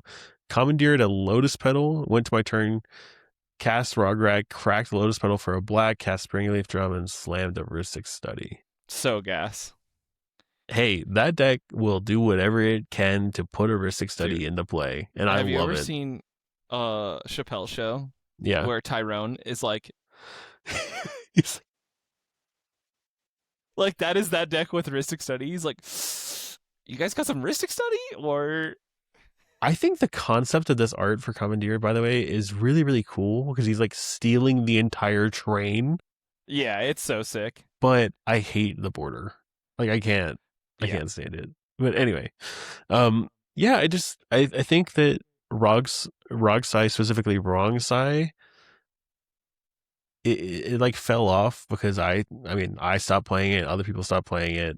I think some people are still playing it. Like I see it in the league occasionally. But I know that Jax has been working on it, and so is Jason. And like, I think this is the year where it's going to put up a big result. Yeah, I think there's a real idea of like a fusion between the two decks, between Rogsai and Wrongsai. Yeah. And I think that's where like the deck is going to like really succeed. Because like when you were building the deck, you were like a strict like no necro. It should be in the deck. And I think that we've all kind of accepted that that's not the case anymore. Yep. I mean, like it's on Yogg's Will now. It's on Praetor's Grasp. Yeah. And it's still on D-Grid, but it'll probably be swapped for Squelcher. I don't know. Yeah, that makes sense. And then it's on Necro now. And I'm also on Counterbalance. Man, I've continually been impressed by people playing Counterbalance. The card's is just insane. really good. It's a sleeper card right now. Yeah. Like, it's just really... Like, if you want to play Control, like, that should be one of the first includes in your deck. Totally agree. It's free. It's like free, repeatable interaction, and I just don't know where else you get that from. The card's insane, and you don't even have to have a way to manipulate the top of your deck. If you end up with like a 1 or a 2 on top, your opponents literally can't cast spells sometimes. Like, it's so impossible to win with Breach with a 2 on top with Counterbalance. or like Thassa's you can't Yeah. get through. Wait, on a 2, is your breach in play on 2? Because that's fine. No. I'm just saying like you can't cast breach into. Oh yeah. Right. Yeah, I'm a big fan of counterbalance, but yeah, I think wrong side like that control style of deck, like I think it's very playable and very good still. Yeah. Like it's just hard, right? Like we've talked about this a lot, where like the control play style is not for everyone, but like if you put it into a control player's hands, then they're just like, oh yes, like this is exactly what I want to do. It's the deck I hand people and they're like, I want to play a control deck. I'm like, right, here you go. They're like, this is wrong side though. I'm like, Yeah, no, I mean, it is, right? it It is, and shares a it's lot not. of Yeah. a lot of aspects, but the best control decks right now turbo out their value engines and then counter things on the stack until they're able to win. Yeah, exactly. I do think that there's like a version of some of these decks of like a control deck that like tries to counter value engines and then convert like a low resource game, but like I think that's like a lot harder play pattern to learn. And you I, also need 100% need a value engine in the command zone to be able to do that, right? the problem with that is that if you're the only person with value engines, even if you have two, your opponents just start jamming repeatedly, and like you don't want that. You want your opponents to be drawing cards and casting spells and like not paying for Yeah, true. your heuristics. So like imagine a situation where there's two Rog size and like let's say you're playing wrong side or Kinnan or something behind them. If you just counter the other person's value engine that's like not Rogsai, both Rogsides are going to just stare at you and go like, okay, well, you don't have enough to stop both of us, so like we're just going to start casting spells. Yeah, that's true. I don't know. I think like isn't that the game plan of Talion though? Like Talion is trying to do a low resource game. Kind of. Talion's not I don't think successful, it. so maybe we shouldn't talk about it. But Yeah. I would caution you about like comparing this to Talion, but even like Kinnan, you kind of want your opponents to have some sort of interaction or Well, like some sort Kinnan- of value engines, right? Kinnan wants a high resource game because it's winning the high resource game at all times. But Like, I think I would not control consider doesn't Kinnan a work in the control format. deck. Control doesn't work in the format unless you have friends. You cannot single handedly control the table. You're better at it than the other decks, right? But you need support from the other decks. Mhm. That's why when I play Tivit, if someone is looking to me saying like you need to counter this, I'm like, I'm not casting any spells until there's something that I care about. And if you like care about this for a reason and you're like not willing to contribute, then like we can just die right now. Yeah. They're like, oh, okay. And then once you get people starting to play and participate, be like, I'm more than willing to help out, right? But Mhm. I can't be the only one doing it. And if I am, then like, okay, we'll die, or I'll win, or I'll just. Yeah. It's hard. Control is a very, very hard thing in this format, but you do have to make friends. Agreed. Yep.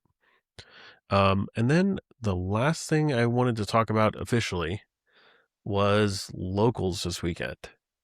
So this is me posting this. I didn't have a great time at locals. I mean, I had a fine time. We got to play games and hang out with people. That's great. It was only 30 players, or it was less than 30 players, so I didn't play one of my main decks. I threw a deck together and was like, I want to try and just kind of like poke at the meta and see where things are at. The deck felt fine, but regardless of that, I wanted to talk about this. So one notable interaction that I had was a player trying to stall through another player's win attempt in overtime. I ended up calling a judge and said this player is stalling. There's a deterministic win, which included a resolved breach with flash speed, Savins and Gamble in yard, and they had a tithe plus like 10 treasures and LED on board. The player that was stalling said that they have outs, but they could not articulate or explain what the outs were to the judge or to the table. In parentheses, they had no mana and they had no way to draw cards. At the time, at time and round, the judge declared the win for the breach player. We could have easily drawn the game had we allowed the stalling to occur, but I don't know. I just like couldn't bear to let the player not have a win because they just had us bent over a barrel. Like we were dead. Me and Stephen Gray, local artist, Mhm. local artist extraordinaire, was in the pod with me, and we were both like trying to scoop, but then the other player wouldn't scoop. So I'm like, I'm not scooping until like you're not gonna 1v1 this player and just like drag them out and draw the game. Yeah. Yeah. Yeah. I mean, it's a shame that stuff like this happens. And be wary of it happening in large tournaments because it happens there more often than your locals for sure. Yeah. But like, do not be afraid to call a judge about stalling or time wasting or anything like that. We've talked about it ad nauseum that like you have every right as a player to ask for game actions, and if game actions do not aren't taken, then call a judge. Like, please, like, it needs to be more common in our format, right? The problem is that the the breach player was playing Elsha. He had game actions he needed to take, and we were battling on the stack. Once the stack was built up to a point, that's when he flashed out breach, and he had already resolved his flash enabler. But there was stuff on the stack trapped below. He could win at flash speed. That was all great. Every time he would cast a spell, though, the opposing player would get Cabbage Merchant triggers to make mana. Mm. Okay, so they're like, well, I can spin Thrasios, get into something. And I was like, what's the something? And he's like, well, I have outs. Like, I have game actions I can take. I'm like, yes, but do the game actions actually affect the outcome of the game? I said, I'm asking for you to give me something definitive that you can do to stop this player. He already has a resolve breach. He has 30 cards in yard and a pact of negation in yard. Like, what are you going to cast that's going to stop him? Yeah. And he's like, well, I have Boseiju in my deck. And I look at his hand. He has one card in his hand. And I'm like, okay, is the Boseiju in your hand? He says, no. And I said, okay, how do you expect to get Boseiju in your hand? He goes, well, I have Thrasios spins. I was like, that puts it onto the battlefield tapped, my friend. So I said, you have no way to get it into your hand. What deck was this person playing? Rockthras. I'm trying to think of like if there is outs in that deck to actually get there.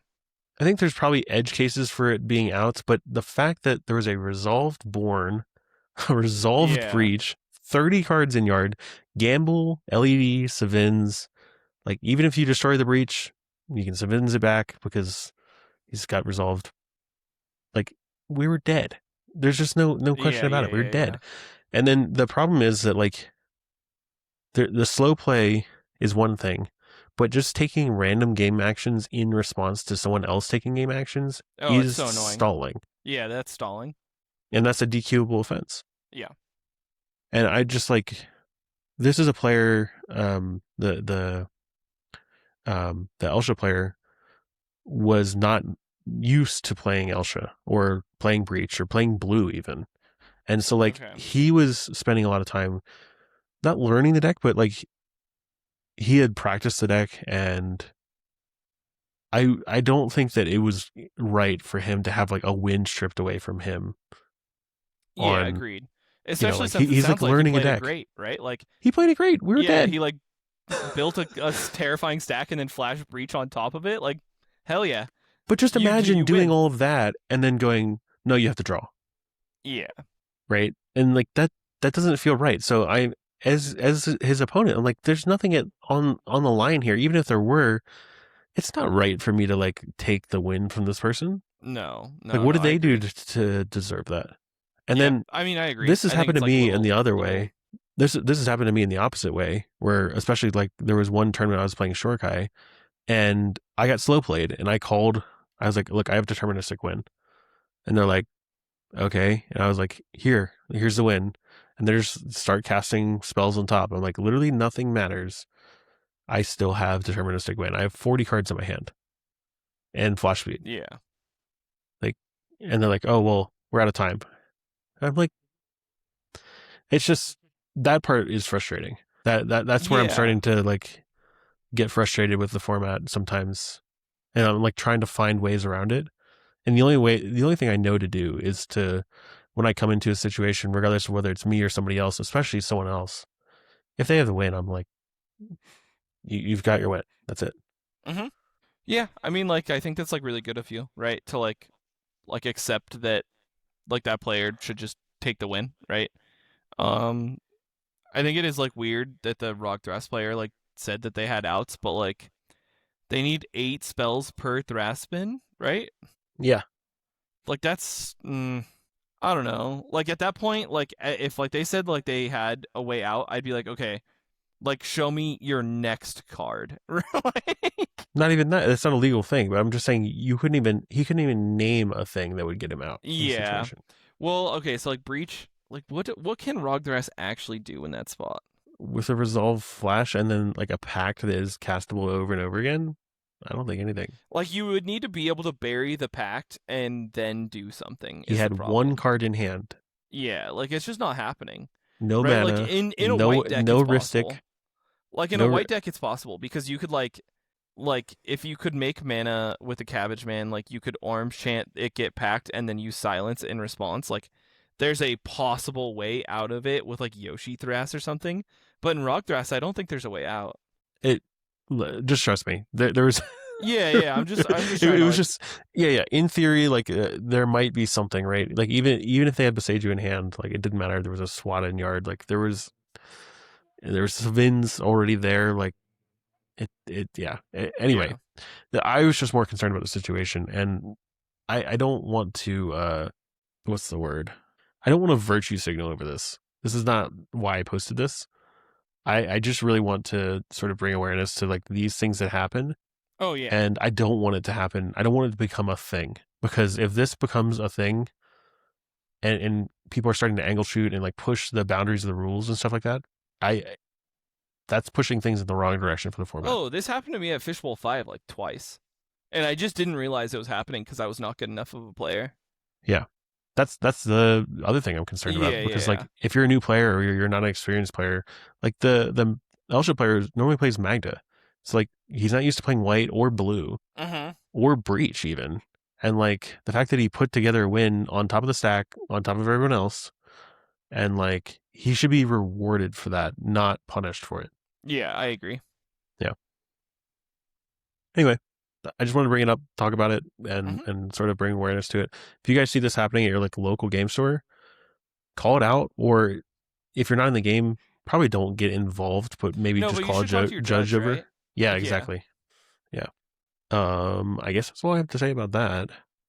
The last thing we wanted to cover real quick were some questions we had from patrons, and we try to do this not every week, but most of the time, just to keep in touch. Johnny Gushimane asked, what are the major points I should work on to go from a mid-tier cEDH player with good political skills to becoming a very good player? And don't say stop playing Dargo Thras. So I'll talk a little bit about this. First of all, I think Dargo Thras is a cool deck. I don't think that deck is like actually holding you back at all, right? I think it's cool. I think it can win games, and it has agency, which is enough for me to play play cEDH in a high manner, in my opinion. Realistically, it's just fundamentals, right? Like that's my opinion is your fundamentals of playing the game, of like sequencing correctly, not punting, really just getting your lines down, and window theory, right? Like a lot of it is just like realizing, or like pushing when you're not supposed to push, or not pushing when you think you should be, or not pushing, or pushing when you shouldn't be pushing, and the other way around. Sorry.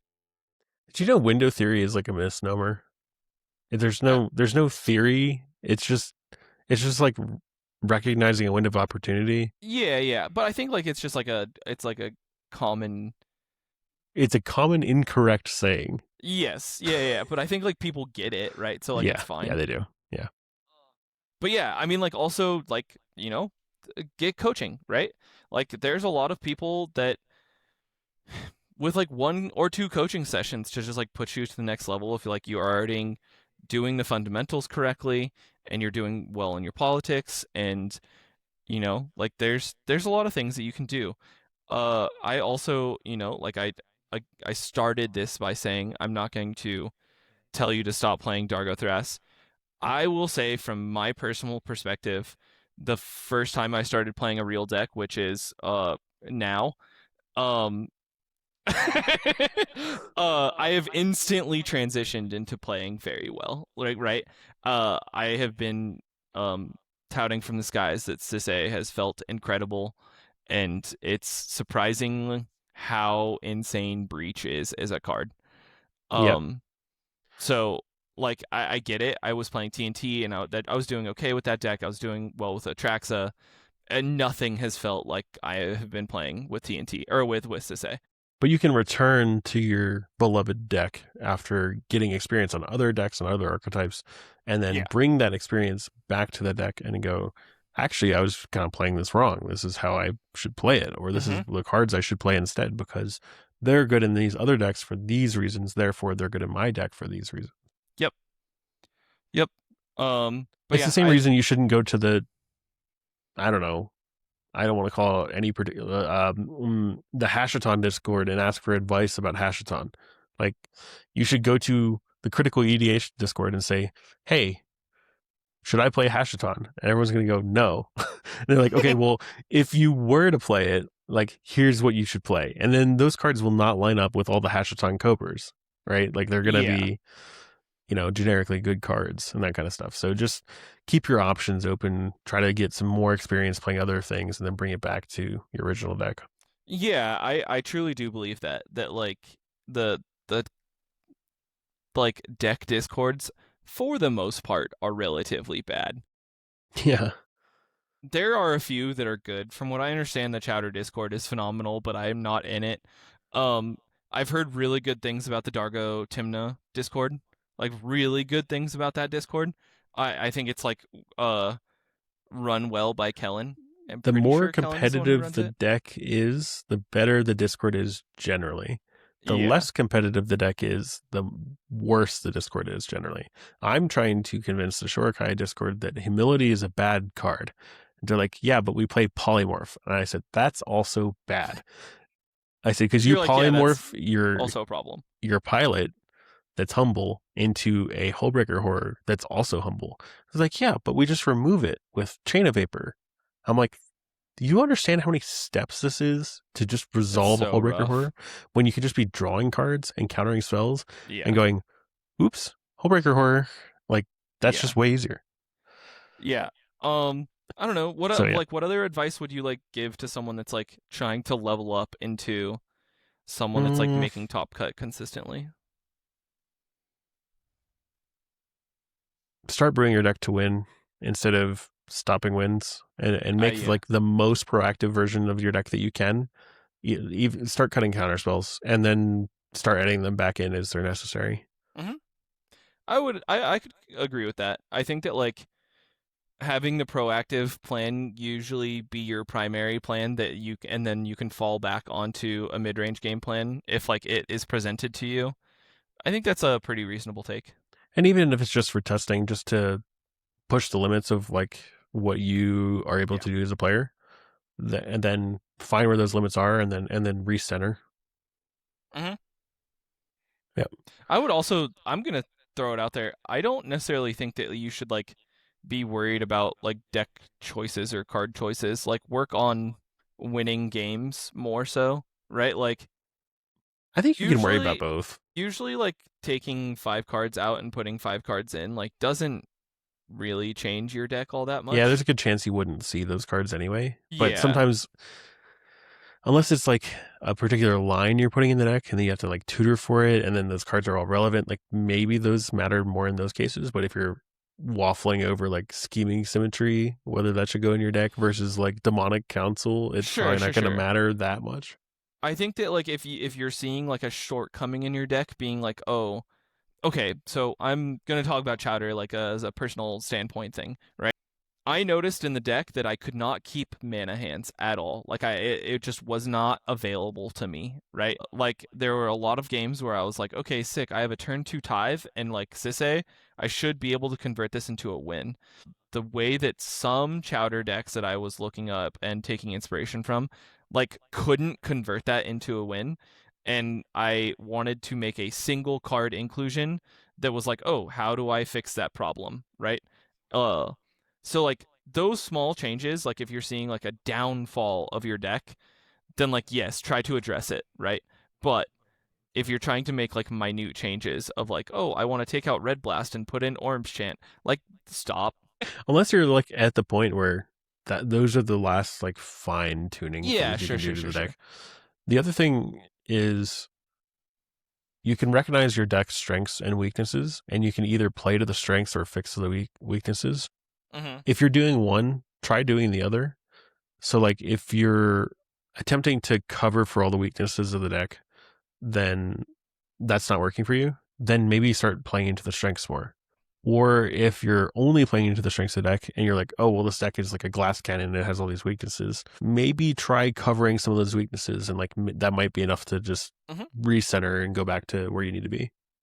Also, good luck playing Dargo Thras. I think that deck is sick. Yeah, true. It is very cool. I don't think this is actually a question. This is No, just it's about not. this weekend. Dr. Loomis is talking about like he couldn't find an electric shovel. Let's see. Johnny Gucci Man says, what other hobbies do you have outside of MTG? I think this is probably better for when we're all here. Sure. Yeah, I agree with I'm very adept with computers and technology, and that's kind of like my day job as well. that. I also really, really like cars and working on them and being around them and driving them.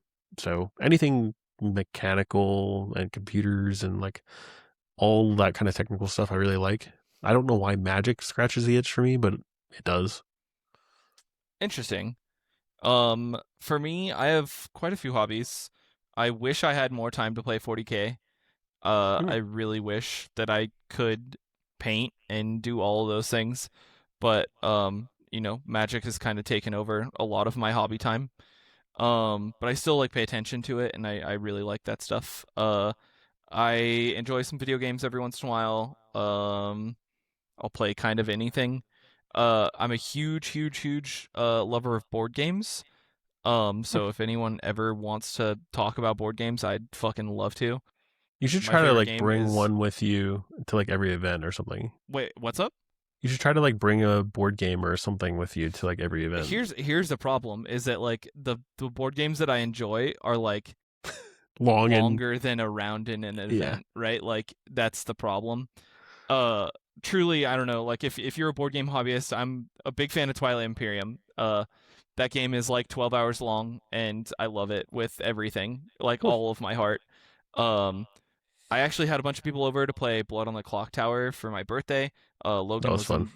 in that. But I got to politic outside of Magic. It was very cool. Yeah. I mean, if you like playing a game where like everyone's lying to each other, like your entire group of friends, then that's a game for you. I also watch a lot of soccer. I watch Chelsea primarily. So, yeah, that's what I do. I get about 3 hours of sleep every Friday night, so I wake up on Saturday morning and watch a Chelsea game, and then go back to bed. We also just have a lot of people asking about Hexing Squelcher. I think we talked a lot about that on, I don't know if it was the last episode or the one before that, but I think it was 2 episodes ago. So go watch that content. I don't really think any of our opinions have changed on the cards since then. I mean, Jason has been kind of low on it after a Jason was weekend low of on it when it seeing was printed. Yeah. I mean, I think that like the jury's out, right? Like we need to see stats and a lot more play and people to stop casting it before they're going to try to win because it's just going to get cloned. Well, I have a Just Guide deck together and it's not running any Abolisher effect, but it is running Squelcher. Yeah, that makes sense. Yeah. But yeah, I think like we're all probably going to reserve our actual opinions for Squelcher for probably about Jason a month or saying so. it's mid. Yeah. Adam says, I found that when talking with stores or other players that are unfamiliar with the format, there's a huge preconceived identity of cEDH and the players. Often these are bogus and unfounded. I wonder where they come from. I think they mostly come from casual players, but I'll keep reading. I would also love to hear any thoughts on talking with shops about proxies and while not ruin their business. What are some good ways that shops can cater to and profit from cEDH players? Is it having a good inventory of staples for the format or running events, etc.? This is a really interesting question. I realistically don't really know why there is this preconceived identity of cEDH as a format and players. Like other than like the idea and why this format is as big as it is that and when I say format, I mean Commander, not CEDH, Mm. is that it's like a casual format where players get to do the thing, and cEDH is just not that, and it's like they're opposed to each other. Yeah, right? it's not it is incongruent with what the format is Correct. founded on. I also think that a lot of casual players um have received a bad experience from a player that just spikes casual pods with Yeah, like and it's not always even a cEDH deck, air but like quotes CEDH. yeah, they're just like they just play strong cards and win with a combo and don't let them do their thing, and they immediately identify that player as like a cEDH player when like they are not at all a cEDH player, right? Like cEDH players, if you talk to a lot of people in the community, we all like a challenge. Is like that's what kind of is like a driving force to a Mhm. lot of players, in our format, and the people that do those things in casual pods are exactly opposite of us. Yeah, they're pub stompers. Yeah, They just want to win, or they just want to put someone else down, and like I don't know. It's basically like playing a single player game with cheats. Mhm. Like we'd rather just crank the difficulty to maximum and like die. I made the Dark Souls analogy before, but like it's literally the same thing. And I, yeah, you know, it's like every game journalist says, "Oh, this is the Dark Souls of like blah blah blah genre." No, like cEDH is literally the Dark Souls of the format. Like it yeah. it is incredibly hard. You will die a lot. You will lose a lot. But like we're all here for the challenge. And if you want to cheat your way through it by playing a very high power deck or a even mid power deck against like a lower table, Mhm. I guess you can do that, but you're not going to make any friends doing that. You're not going to have a good experience or even create a good experience for others. Like we're all here for the challenge. We love this format for that reason. And it's a shame that our format has I don't know, just like There is like a funk, a bad right? Like rap. there's like an aura about cEDH players, and like I don't know, like I understand like that the funnel from like casual EDH to cEDH, like you would think that that's like the natural funnel for us to like gain more But players. there's no funnel going the other way. I also just don't think that's like the actual funnel for us. Like I think the funnel is competitive modern players and competitive legacy players. Sometimes, yeah. But I mean, people find their way to our format for one reason or another. But I guess Yeah. what I'm saying is that there's no pathway back to casual from CDH typically. Oh, dude, I think it's like it's impossible to play casual after I've played cEDH at a high level. I think some people do it, but those are outliers. Like Yeah. and then I think that a lot of people that play both are like really not into CDH fully. You know, I also okay, I do want to say this that like there is a possibility of like you being able to do both and you actually enjoying casual like more that you're playing cEDH, because like you're like getting your like competitive like juices out over on this side, so like Mhm. you can actually just like play a deck that like, oh, I just do the thing on this other thing, right? Like the only casual deck that I still have like put together is like a CDC deck that like the only thing it cares about is like milling my entire library and then casting an Echo of Eons and trying to do it again, right? Like like and I there's like mean, no combos in it. Like it is actually just trying to like manually mill, the right? extent that I have casual right now is I have dissected all of my casual decks and either sold the cards from it to help fund for CEDH cards, or we have a bunch of precons that are sleeved that are untouched entirely. Yeah. And we will people that are new to Magic or just like new to Commander even, we would play a game with them. But that hasn't happened in like over a year. Like if we Mhm. have people that are new to Magic, we're like, hey, we have a Jumpstart cube. You want to play Jumpstart?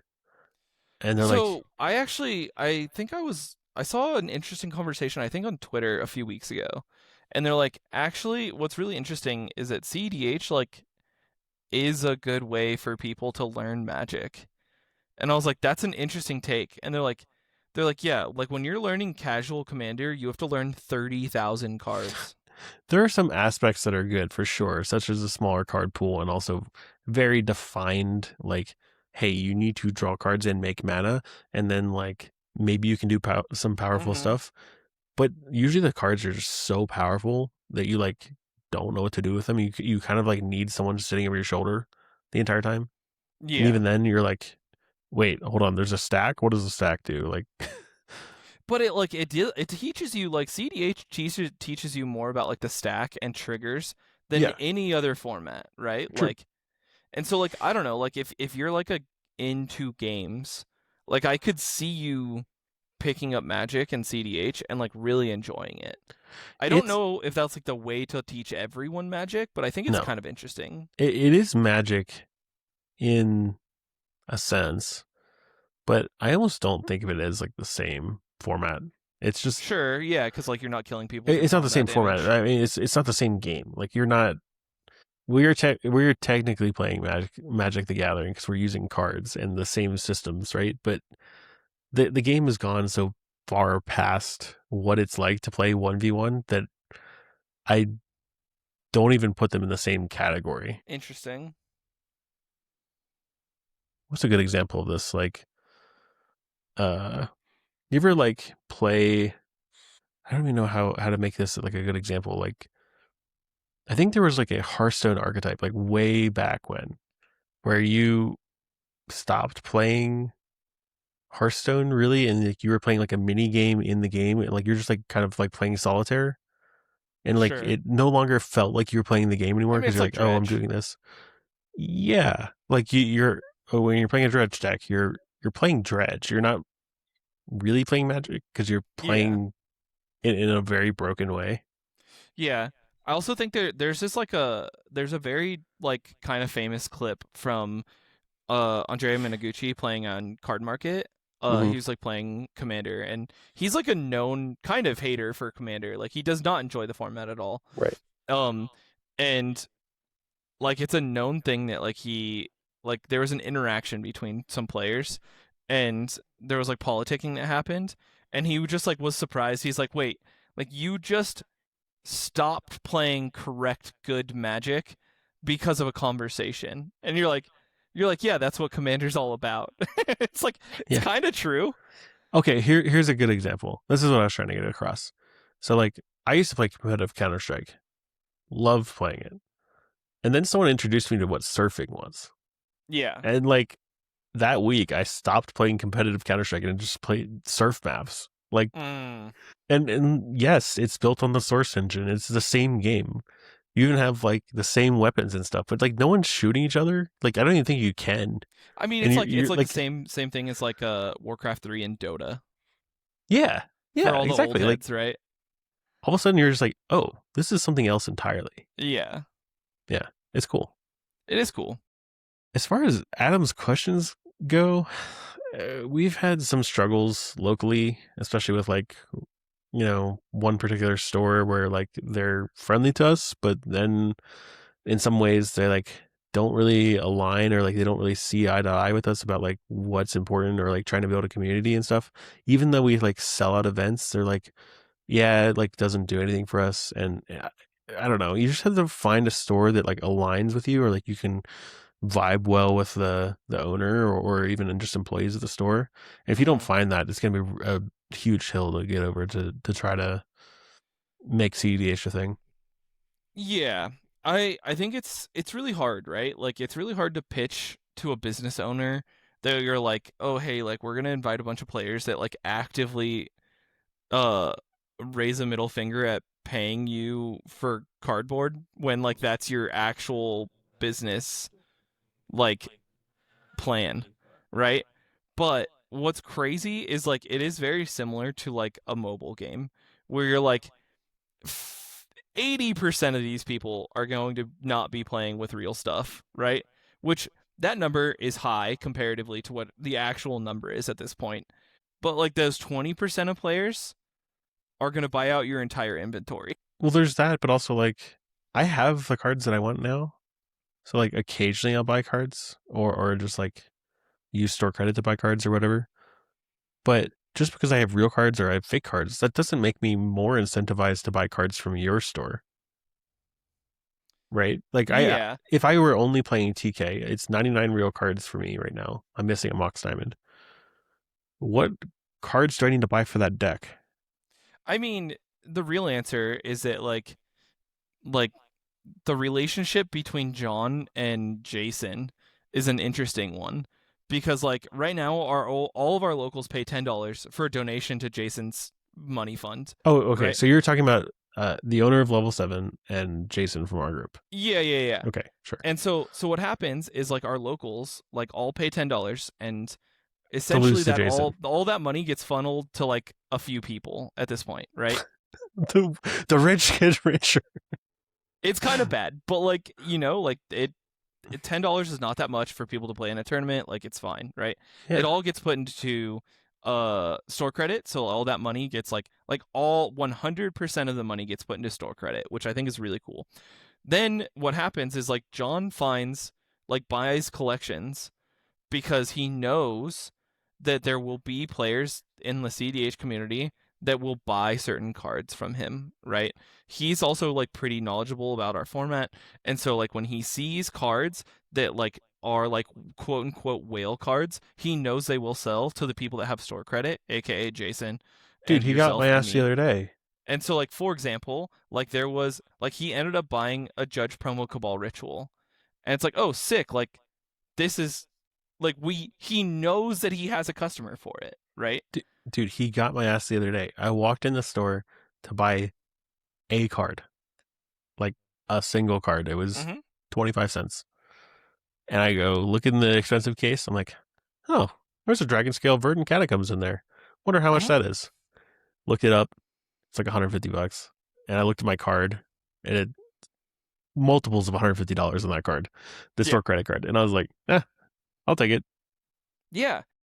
And then the kicker of this, which is unrelated to any of that, is that I open my deck and I go, oh, I already have a Zendikar foil Verdant in this deck. And now I have two really nice Verdants for some reason. That's so funny. I'm just like, God damn it. So I like the way that John has it set up for level 7 is like it's not like we're not supporting the store because we're actually moving product that's like relatively harder to move, right? Well, cEDH players are whales. Even the ones that play proxies, like eventually the players that are playing proxies will start winning events or winning store credit in some way. And then they want the expensive cards that they can't otherwise afford. They don't want the $10 card. They don't want the $30 Enlightened Tutor. They want the Judge Foil Enlightened Tutor. Like the idea is that you save up for a retrofoil Brain Freeze, and you're like, yes, this is like the card I've been waiting for, you know. And so, I think that like being able to like explain to them that like there is this funnel of support going back to the store, as long as the store can provide said staples or said whale cards. Like there is a way for this community that doesn't buy quote unquote doesn't buy cardboard. Food and snacks turns into it for people that are at tournaments for hours. Like that's a great way to make money for your store. That has a way higher margin than Magic product. Like the Magic product will either sell or it won't based on like how much you charge for it and people you get in through the door. Like there's going to be people that will just buy Magic cards regardless, right?